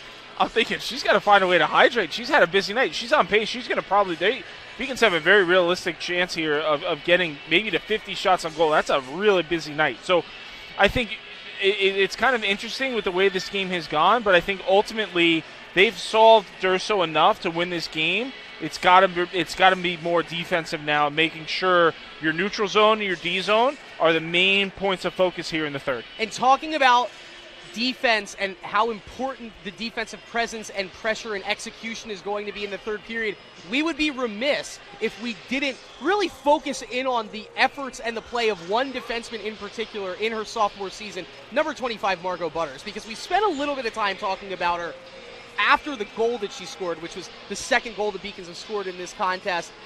But the combination of her in her sophomore year and Gabby Shantz in her sophomore year teaming up with Buddington and Maggio right now, all of a sudden, this defense is one that you can comparatively put up against plenty of defenses in the NEHC. Yeah, I think for the most part, I think the defense traditionally was Buddington. And she lost a lot of minutes, right? You're putting her out there pretty much every other. But I think offensively what you found is Margot Butters, particularly on the power play, but anytime you're getting some offensive momentum, you could throw her out there almost like a fourth forward, right? You've seen her, and if you take a look, she's only in her sophomore year. I remember her freshman year, there was a little bit of hesitation in what she should do with the puck when she got it. We're not seeing that anymore. She knows exactly what she's doing, clearly has been working on her shot and ways to get that through in the offseason. It's been effective here tonight. Goal and an assist so far, 2 points. Like what I've seen, but I think when you're talking about the defensive core, there's a lot of players here. Maya Boyd, I think the freshman, she made a couple plays there in that second period, a little bit unsung, probably not going to show up on the score sheet, but I think this defensive core has done a really good job of elevating their game. This is my 5th game with the women's hockey team this year, and Mia Boyd, in the difference that she has shown from the first game to this game that I've called with her, and over the course of the season, she scored her first collegiate career goal yesterday against Norwich, too. Very similar to that of Margot Butters, as you can see how much more confident and comfortable they're getting as the season has progressed. And not only that, but I think offensively, when you have defensive players that feel comfortable in both the offensive, defensive zone, that really goes a long way. And not every defense can say that, right? They feel comfortable being offensive. They feel comfortable playing defense. very hard to play both sides, Right. and it's, you can't ask that for all of your defense, but you've seen a couple plays or a couple scenarios here tonight where those players have been able to answer the bell both offensively and defensively. So real quick run through of the scoring summary here. In the first period, Emily Hansen scored her 5th goal of the season on the power play, assisted by Kaylee Kozik and Margot Butters. And then in the second period, Margot Butters scores on the power play, her 5th goal of the season, assisted by Kozik. So 2 points apiece for Kaylee Kozik and Margot Butters. We have about 5 minutes left in the intermission. We have a huge basketball game going on across the lobby here. And just last Wednesday, the Beacons, the men's basketball team, won against UMass Dartmouth. Low scoring game, defensive battle, but a win is a win, and we have the highlights for you here on the Beacon Broadcasting Network. In their first home game of 2023, taking on UMass Dartmouth. It would be a defensive battle for both ends. The Beacons, though, pretty much leading wire to wire in this one. A 12-4 run to start the game and go up by 8 points, led by Xavier McKenzie, who recorded the first 6 points of the contest. You see another layup right there, makes it 4. And then McKenzie capping off his 6-point start with that nice spin move down low against the Corsair defense. Beacons continuing to roll as Malik Lorquette records his first points of the game on this layup. Some free throws mixed in on this run, and then Bobby Joy, a driving layup, makes it that score of 12-4. Later on, the Beacons on a 6-0 run mixed in with some free throws yet again. Lorquette with the layup puts the Beacons up by 3 after he would hit the and one opportunity, and Lorquette with the nice layup right there, not even using the backboard on it, and then Bobby Joy with a 3 puts the Beacons up by 6. They'd head into the halftime locker room up by 3, 23-20. Coming out in the second half, it would be all Beacons early on. Mariana Olivia Rodriguez with the follow-through on the miss. And then Manny Zayas is going to hit a 3 to put the Beacons up by 10, spurring a 13-2 run for the Beacons that would see them go up by 16 points. You see Lorquette down low again, working against that Corsair defense, makes it a 12-point game, and then Xavier McKenzie on the fast break on the feed from Emmanuel Zayas puts the Beacons up by 14, and then McKenzie once again on the steal would make it a 16-point game for the first time for UMass Boston.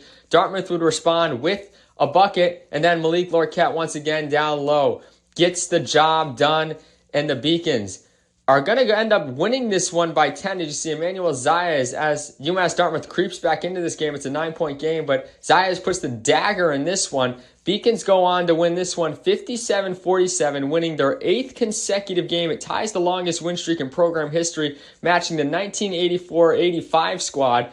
Malik Lorquette, another double-double, his 12th of the year, 23 points, 10 boards. And then Xavier McKenzie, a big game, 20 points and 3 rebounds. UMass Boston is going to take on Keene State College on Saturday afternoon at 3 o'clock p.m. The Owls are nationally ranked 4th right now in D3.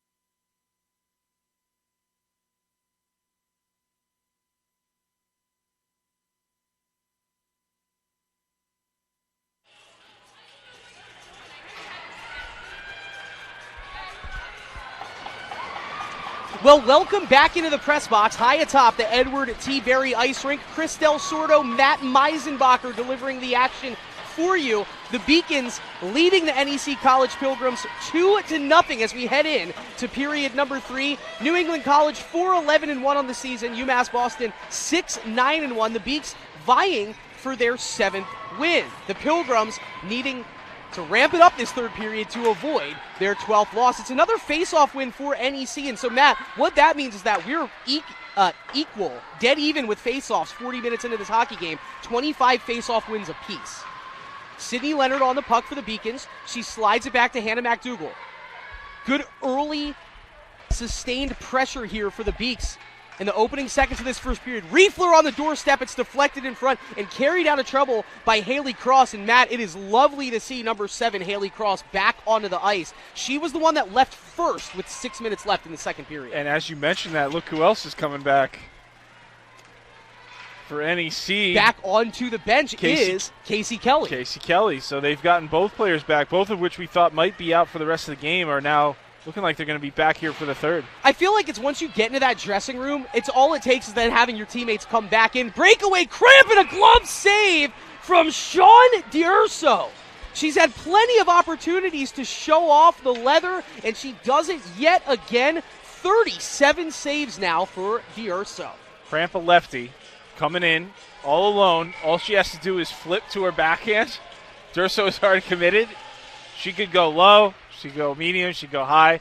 She didn't do it. She shot the puck. D'Urso, great save. Got in the glove, but if Cramp can just pull that to her backhand, she's got a goal. Liz Cramp, look out. You have awakened angry goalie guru, Matt Meisenbacher, right now. He'll have some words for you after that one. As it is, the Beacons with a big zone draw win, and another shot in front, and through some traffic, D'Urso with another save.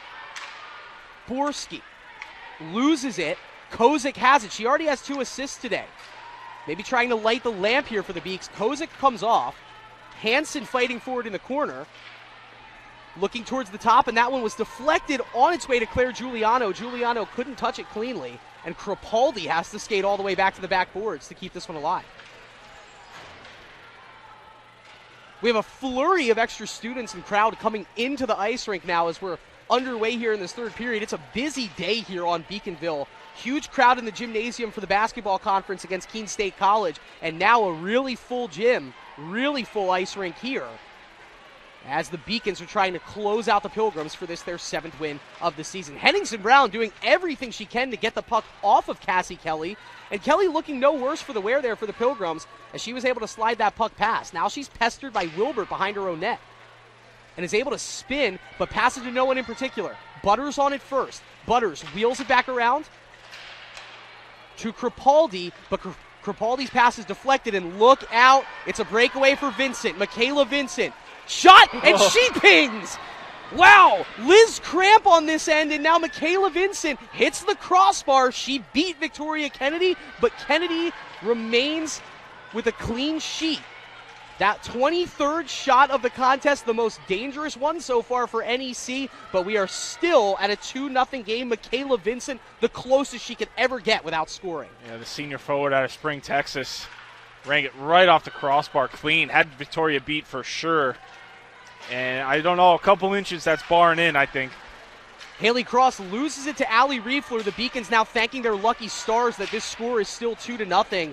And you like to think you want to entice the hockey gods a little bit if you almost allow a goal in that situation. And that's a bad fall there for Sydney Leonard as that looks to be a non-contact play. She's down right in front of the referee and seems to be favoring her left wrist, her left arm on that play. She's back up. She's skating back to the bench under her own power. That might have been, once again, maybe more of a scare injury than anything else, but she did go down very fast, and so that's a very talented true freshman, Sydney Leonard. We'll keep our eyes to the bench and keep you updated on her. We're even in faceoffs here. This is a big draw, and it's played backward and won by NEC, but they're going to have to get it out of their zone now. Jordan Pond around the corner. And no, that one's headed right into shots. That one got all the way through to D'Urso. She had to kick save to get that out of trouble. And that one's slapped at by Wilbur, but it's carried across the blue line by Emily Lenzen. Lenzen tries to cycle it back in the direction of Isabella Borski. And Borski loses it to Katie Wilbur.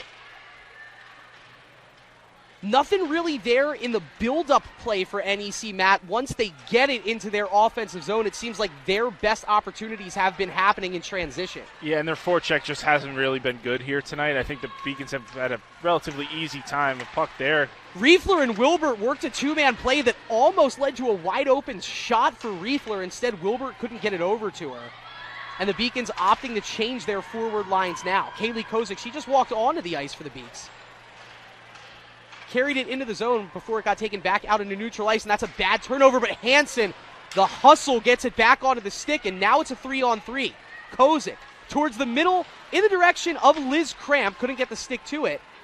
And now the Beacons might be caught out of position here as Michaela Vincent. That will not be icing, but that will be a trip. Melina Maggio goes to the deck as Michaela Vincent loses the race to the puck, and then can't play clean defense there on Melina Maggio. Just gets that stick caught in the skates of Maggio. And for the sixth time today, Matt, the Beacons, where they scored both of their goals, back on the power play. Unfortunate for Vincent, 24.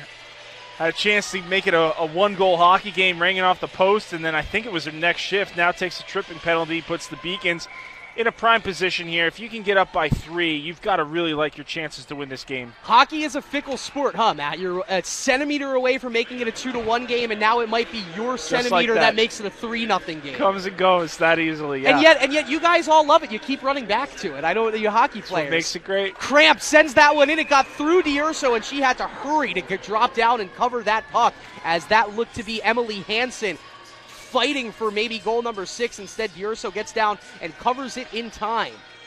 But now, Matt, that's 41 shots on goal for the Beaks, 45 minutes into this hockey game. They're still almost at a shot a minute, and Sean D'Urso still without a water bottle, and yet looks I don't know how. up for the task. She must be doing some serious hydration in between periods, because if it was me, I'd be probably on my second or third bottle at this point. Behind that was a great pass to Cramp, but it's cleared out of trouble by Haley Cross. Cramp right back on it, though, with the puck still in the Beacon zone. Dancing, circling, gets everybody headed the other direction. That was great skating there by Liz Cramp, but the pass was fanned on. Kozik, she's been out at the top of the point on the power play here. She skates in and just lost that one in her skates. You know, it's funny. Finding Butters has been working here tonight, but on this power play, this is the first time she's touched the puck. And she's won it herself. She'll wrist it in. That one almost got through D'Urso. It's still loose. It's at the feet of Hansen. McDougal skates to it. Butters is going to have all the room in the world to walk into this one. Instead, she wrists it, and it doesn't get through. Hansen was right in front, trying to put her stick on it. I tell you what, Matt, it does look like just today, this is probably just a weird little nuance to the action today, but Margot Butters and Emily Hansen are the two scoring threats this afternoon. Particularly on the power play. Yeah, I'd agree with you. Seem to be finding each other there. Butters with a shot from the blue line there. Would love to see the Beacons maybe take the eyes away a little bit. They were a little bit passive on that play. Would like to see them maybe get in front of the goaltender. I know Butters shoots it hard, but that's a pretty easy save for the way D'Urso's played from that distance. Leonard, back to Riefler. Riefler, across. Sliding past, Leonard was on the doorstep. It was a great look for Sean. She couldn't get her stick to it. Leonard takes a spill, but is able to keep it in the zone to Riefler. 27 seconds left on his power play. Buddington wrister, and that one almost, it almost got through the blocker of D'Urso. But yet again, and what else do you expect at this point? Sean D'Urso keeps it home and makes a save. Yeah, and again, same thing, right? D'Urso, the way she's played, that's one she's going to stop. You got to find a way to take her eyes away, even in momentarily where she's got to maybe second-guess that shot a little bit. Buddington with a nice wrister there, but from that distance, D'Urso's going to make that stop. 61 shots in total, 39 of them on the frame of the net. And that's a nice reach out there from Leonard to keep the puck alive, but they still lose it at neutral ice due to the Beacons. That one's touched ahead, and this is Adriana Crepaldi. Skating it in, dangling, shot all over the crossbar. She beat D'Urso, but the shot just missed high. And the Beacons now 2 of 6 on the power play tonight as we're back at even strength. Pretty good shot there. Crepaldi in her true freshman season, starting to see some more action. She was a healthy scratch for the first couple of games on the year, and now seeing action in more or less every Beacons contest, almost making it a 3-0 game. Boyd gets to it first. Henningsen, Brown, and Boyd. Little decoy play there to kick it to Crepaldi in the corner, and she just skates right into a couple of Pilgrims. But Wilbur on it. Wilbur, wraparound. It's loose in front, and Henningsen Brown couldn't slam it home. But Wilbur on the rebound. Shot in front, and it's saved by D'Urso. That one lost a little bit of steam on its way in. Boyd, great play by Mia Boyd to keep this one in the zone, but fans on the pass. And if nothing else, this puck back into neutral ice. NEC with a personnel change here. Butters looking ahead to Kozik. Kozik gets it away from Haley Cross. Now looking for the centering pass. Nobody there onto it. Hansen skates onto it. She's almost able to get a shot on net. Misses wide, but back to it. Now the Beacons opting for a line change. Emily Hansen making life tough for NEC. They finally now get it out of the zone. But it goes right to Liz Cramp. Cramp, nifty move, and she's going to dangle around and almost got past Jordan Pond.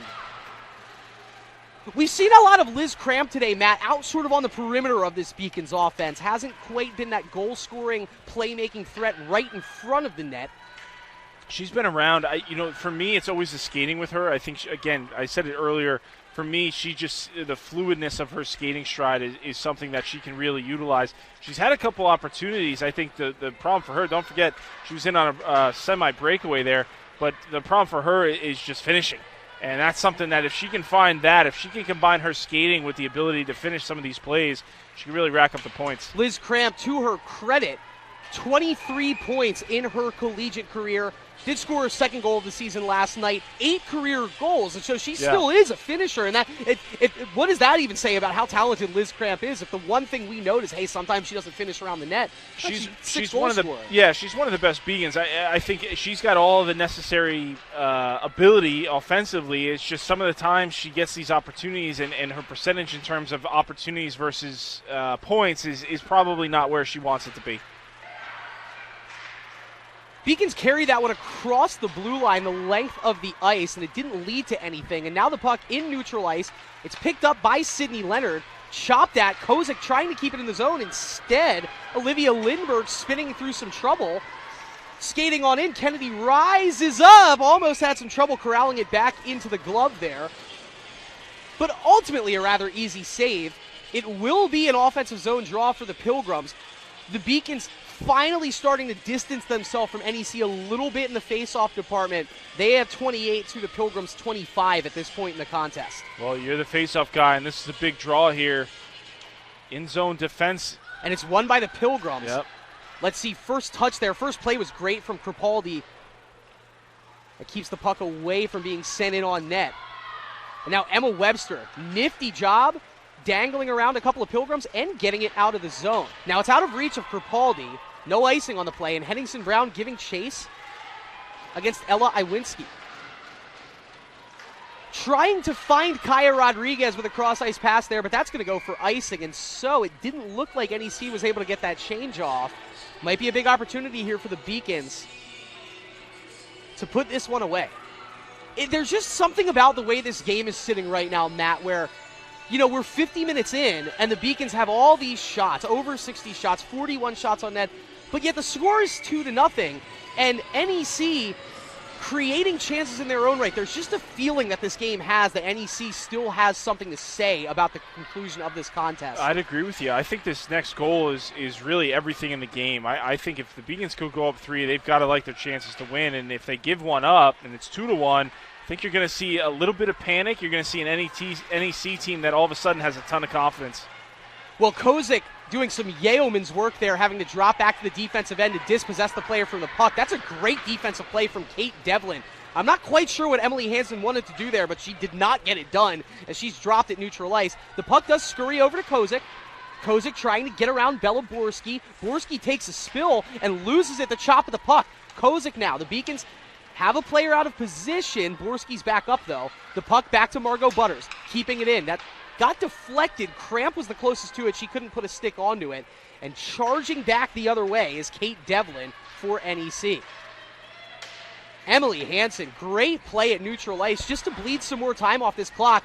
Awkward spill into the boards there. She's back up. I don't think she knew that Bella Borski didn't have a stick, but you can see Emily Hansen. She's tired. She's very much ready for this line change coming up for the Beacons. She'll take it now as Shantz goes behind the net, angles it over to Riefler. And you have Leonard hustling back onto the ice there. Riefler was trying to get the centering pass to her. Instead, the shot, just high and wide, coming in from Claire Giuliano. like what the Beacons are doing is basically playing defense through offense. And as long as they have possession and they're in the offensive zone, NEC can't score.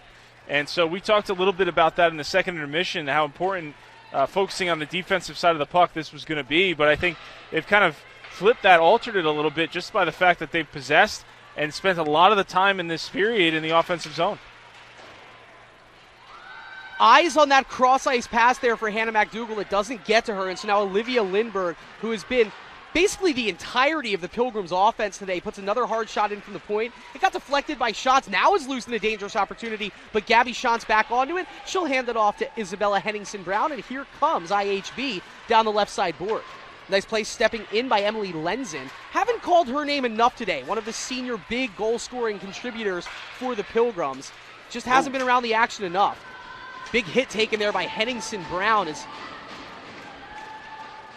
the shot is saved by Victoria Kennedy. You see Isabella just taking that extra split second to make sure everything in order on her end, and she'll head back to the bench.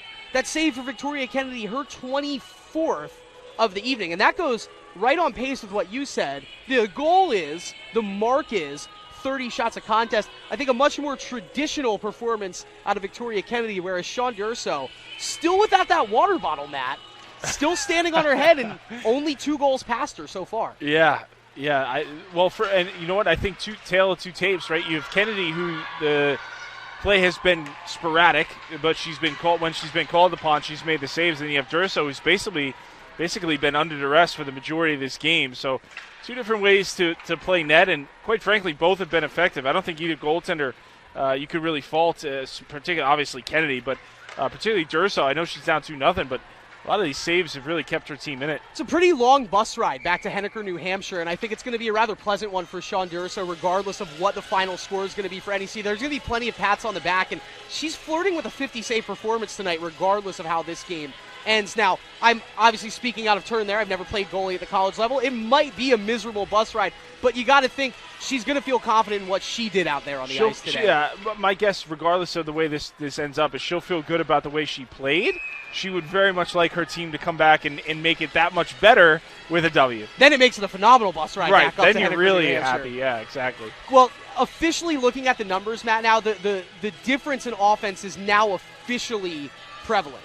Yeah. 71 shots, 46 of them on net. So that's 44 saves made by Sean Durso. Whereas the Pilgrims, they have generated 40 shots, 24 of them have been on net up to this point. We're under the 7-minute mark. It feels like finally the game's starting to slow down. It has just been a fast-paced offensive attack. That one's still loose at the feet of Riefler. Chopping at it, it's still loose. She's one of the only ones that see it, and it'll scurry out to Butters. Durso just now getting back onto her skates.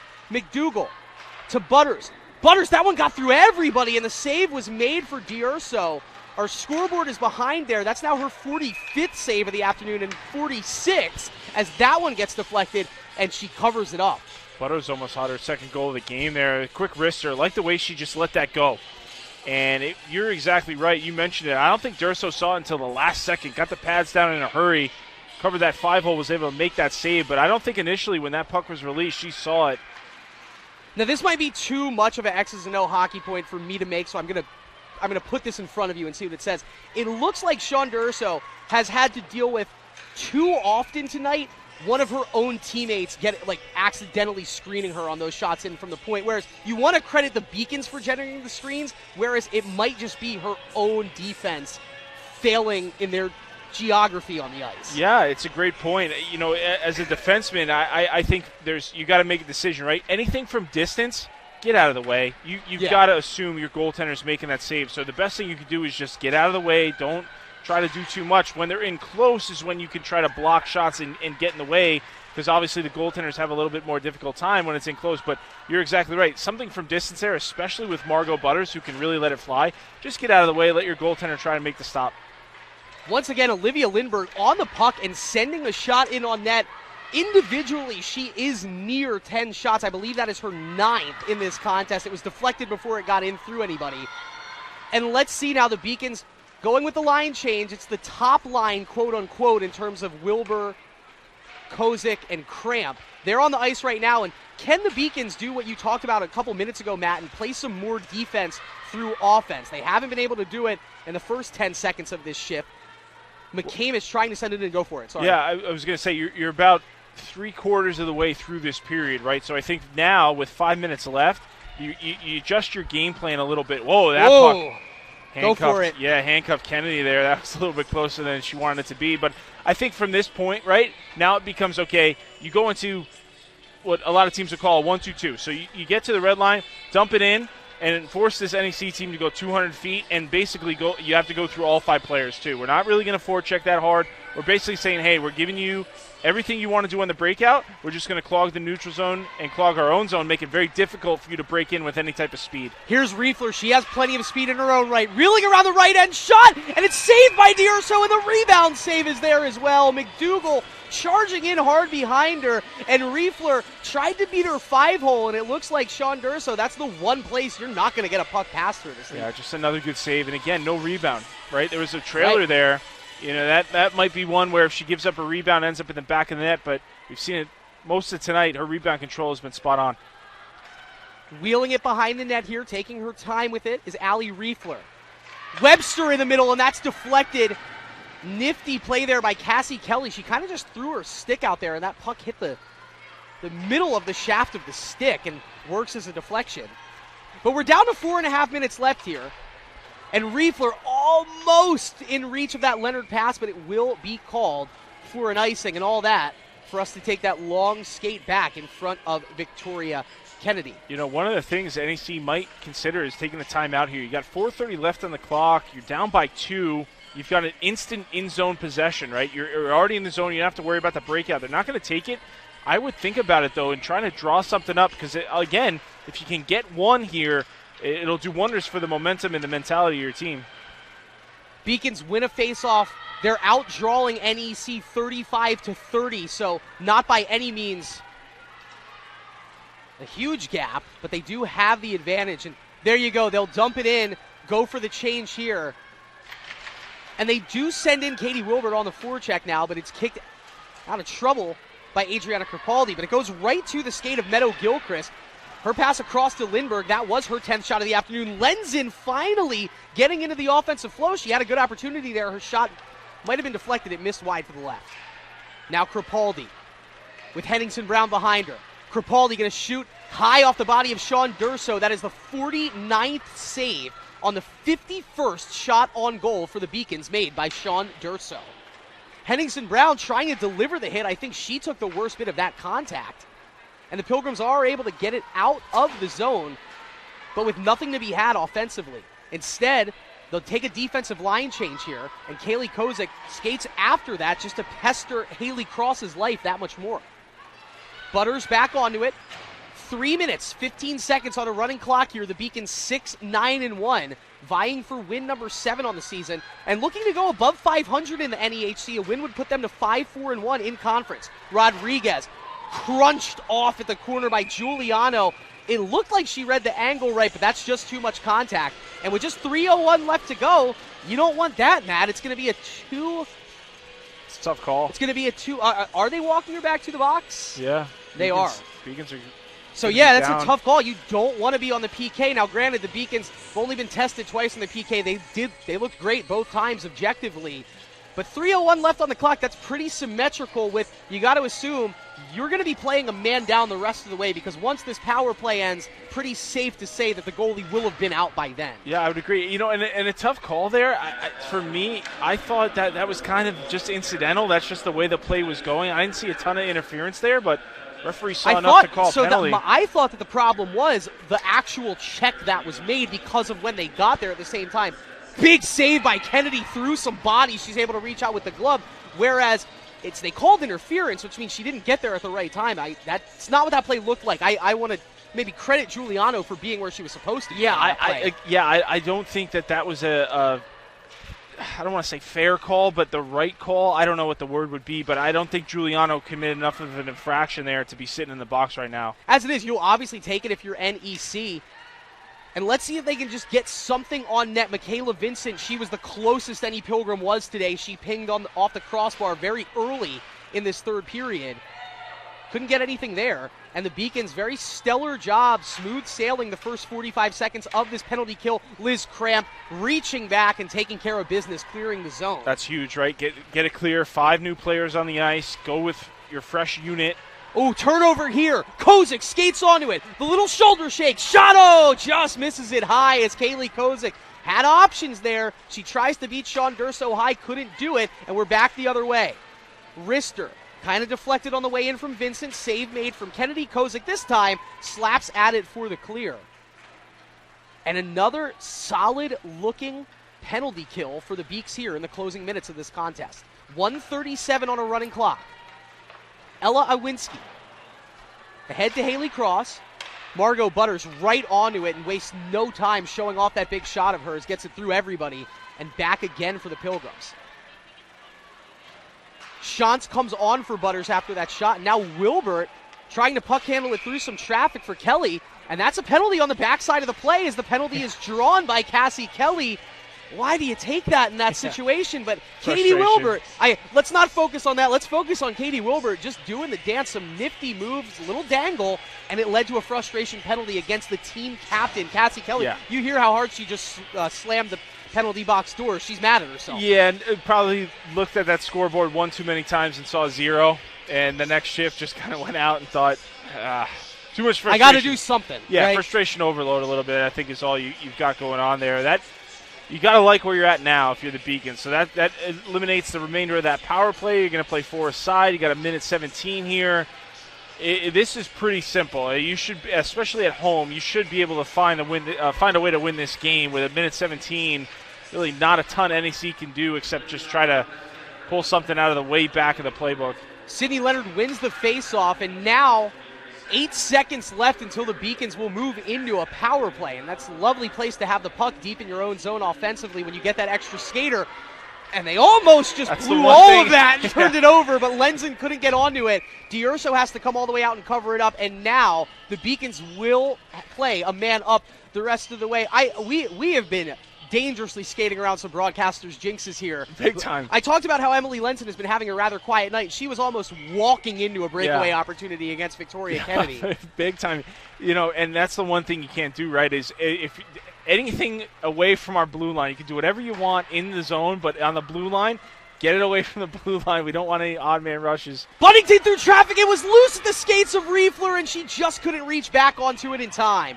40 seconds left to go, and it does look like this setup with the Beacons ending the game on the power play should get us out of the Edward T. Berry ice rink with smiles on all of our faces. 27 seconds left on a running clock, and now this is all ceremonial at this point. Leonard back to Shantz, Gabby Rister in front, and that's just going to be another save to add to the total of Sean D'Urso. I'm sure, Matt, she has no problem with that at this point. You say a lot of goalies like to be busy. It looks like Sean D'Urso does like to be busy. She did everything she could here tonight to try to give her team a chance to win. I think she's probably earned some more minutes here the rest of the season. This is only her second game so far. She looks strong. I would expect to see her again the next time NEC plays next weekend. I think she's earned another game at least. Another Pilgrims face-off win. They're very close to evening back up, and we're at the 10-second mark of this contest. Let's see if the Beacons just try to spray it on net one more time, maybe get one last goal in. Won't happen there as that leaves the zone, but Matt, the Beacons are victorious today as the horn sounds. They win 2-0, and they are now above 500 in conference play at the midway point of conference play. Talk about that real quick. You know what? I think this team has turned the corner. From what we saw in the first half of the season, they were lost. They just didn't have much of anything going on, and they really need a complete restructuring. It seems like the break maybe has done them well.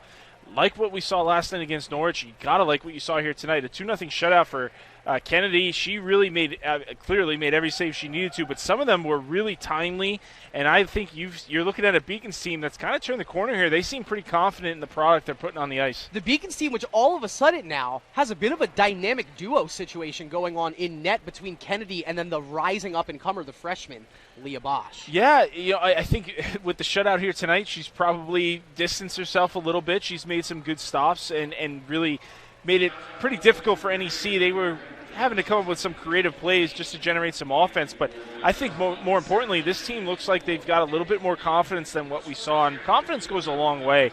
I think especially with this team, we saw a little bit of uneasiness in the way that they were handling themselves on the ice. And now here tonight and this weekend, over the course of the last couple games, you mentioned over 500 now. You got to feel pretty good about where they're at this point in the season. So officially the Beacons 7-9-1 on the year, 5-4-1 in the NEHC. The Pilgrims fall to 4-12-1 and 1-8-1 in conference play. They're still 8th in the NEHC, not in last place with this loss, but back to the drawing board for the Pilgrims. Real quick, as I run down some of the numbers here, a couple of numbers that are going to jump out at you. The top performance today, you got to hand it to Sean Durso. 51 saves on 53 shots on goal. The Beacons, 79 shots in total this afternoon. Yeah, tremendous. Strong effort, busy all night, and looked confident. Never got flustered, never got out of her way.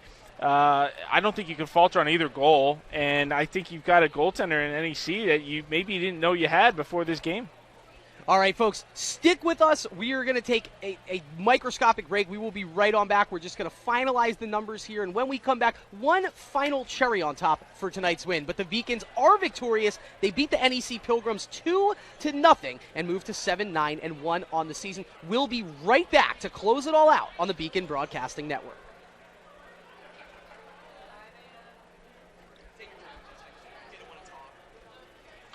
Wrap it up.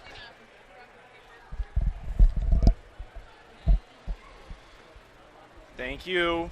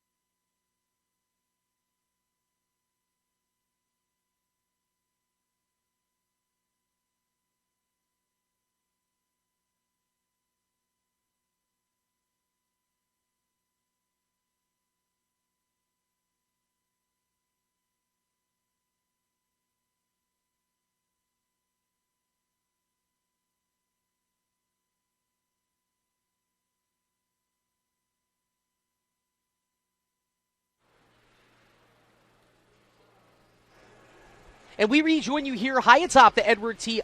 Barry Ice Rink. The game has gone final. The Beacons beat the Pilgrims 2-0. Chris Del Sordo joined alongside Matt Meisenbacher. Looking at the stats here, the Beacons holding the advantage in everything. In some of the categories, it was a pretty drastic advantage, like shots. Face-offs leave a little bit to be desired. The Beacons at the end of the game only out face-offing the Pilgrims by 4. They win 37 of the game's 70 face-offs. So there's a lot to talk about here, Matt. We've covered the goalies. We've covered some of the individual players that we've had our eyes on here. It was only a 2-0 win against the team that sits currently 8th in the conference. Is that going to get discussed and get talked about when this team heads back in the locker room today? I think you look at this weekend, and you have any weekend you have a chance at 4 points. I got 3. And one of them was against Norwich. You've got to feel good about that. And in conference, you can now work that into going into next weekend, right? So you 4-4 tie, and then here tonight, I thought tonight in particular, they really played strongly offensively, and that's something that I think this team needs, right? That was kind of a question mark, is where the goal is going to come from. They don't really have a standout offensive player that can change the game in that way. Here tonight, 2-0, played strong defensively, got great goaltending. Let's not forget that's a shutout. Okay, but offensively, they were, particularly on the power play, find ways to score goals. So I think a lot of things you have to like here, particularly the fact that you've got a chance at 4 points, you got 3. I think that's the icing on the cake for this team. Covering the scoring summary in today's action, only 2 goals to speak about, and both of them on the power play for the Beacons. The first one scored 14 minutes, 25 seconds into the first period by Emily Hansen, and she was assisted on that play by Margot Butters and Kaylee Kozik. And that at the time, Matt, it gave Emily Hansen the team lead in goals at 5. But then in the second period, 12:33 in, Margot Butters tied her right back up with a power play goal of her own. That one was assisted by Kaylee Kozik, and I think that ties a nice bow on the game for the Beacons, because Victoria Kennedy was definitely the story in net, and there was a lot of action. We had the puck moving quite a bit, 51 shots on goal, but the 3 players that caught my eye the most, especially on the offensive end, one of them being a defenseman, were Emily Hansen, Kaylee Kozik, and Margot Butters today out there. Yeah, those were the 3. I would agree with you. I think those 3 really stood out for me, and a lot of them on the score sheet, so it's pretty easy for us to make that call. But I think even just the eye test, you take a look particularly, I think Kozik with the 2 assists, and she's the type of player, in her senior year, she's gone through a lot off the ice and things she's had to deal with mentally. I think you're seeing a lot of consistency with her. She was around the puck. The one player that didn't show up on the score sheet that I thought had a good game was Liz Cramp. Yeah. And she had some opportunities there to score. She wasn't able to do it. I think those 2 players for me really stood out. The number 1 star for me, aside from Kennedy, I think anytime a goaltender gets a shutout deserves a star.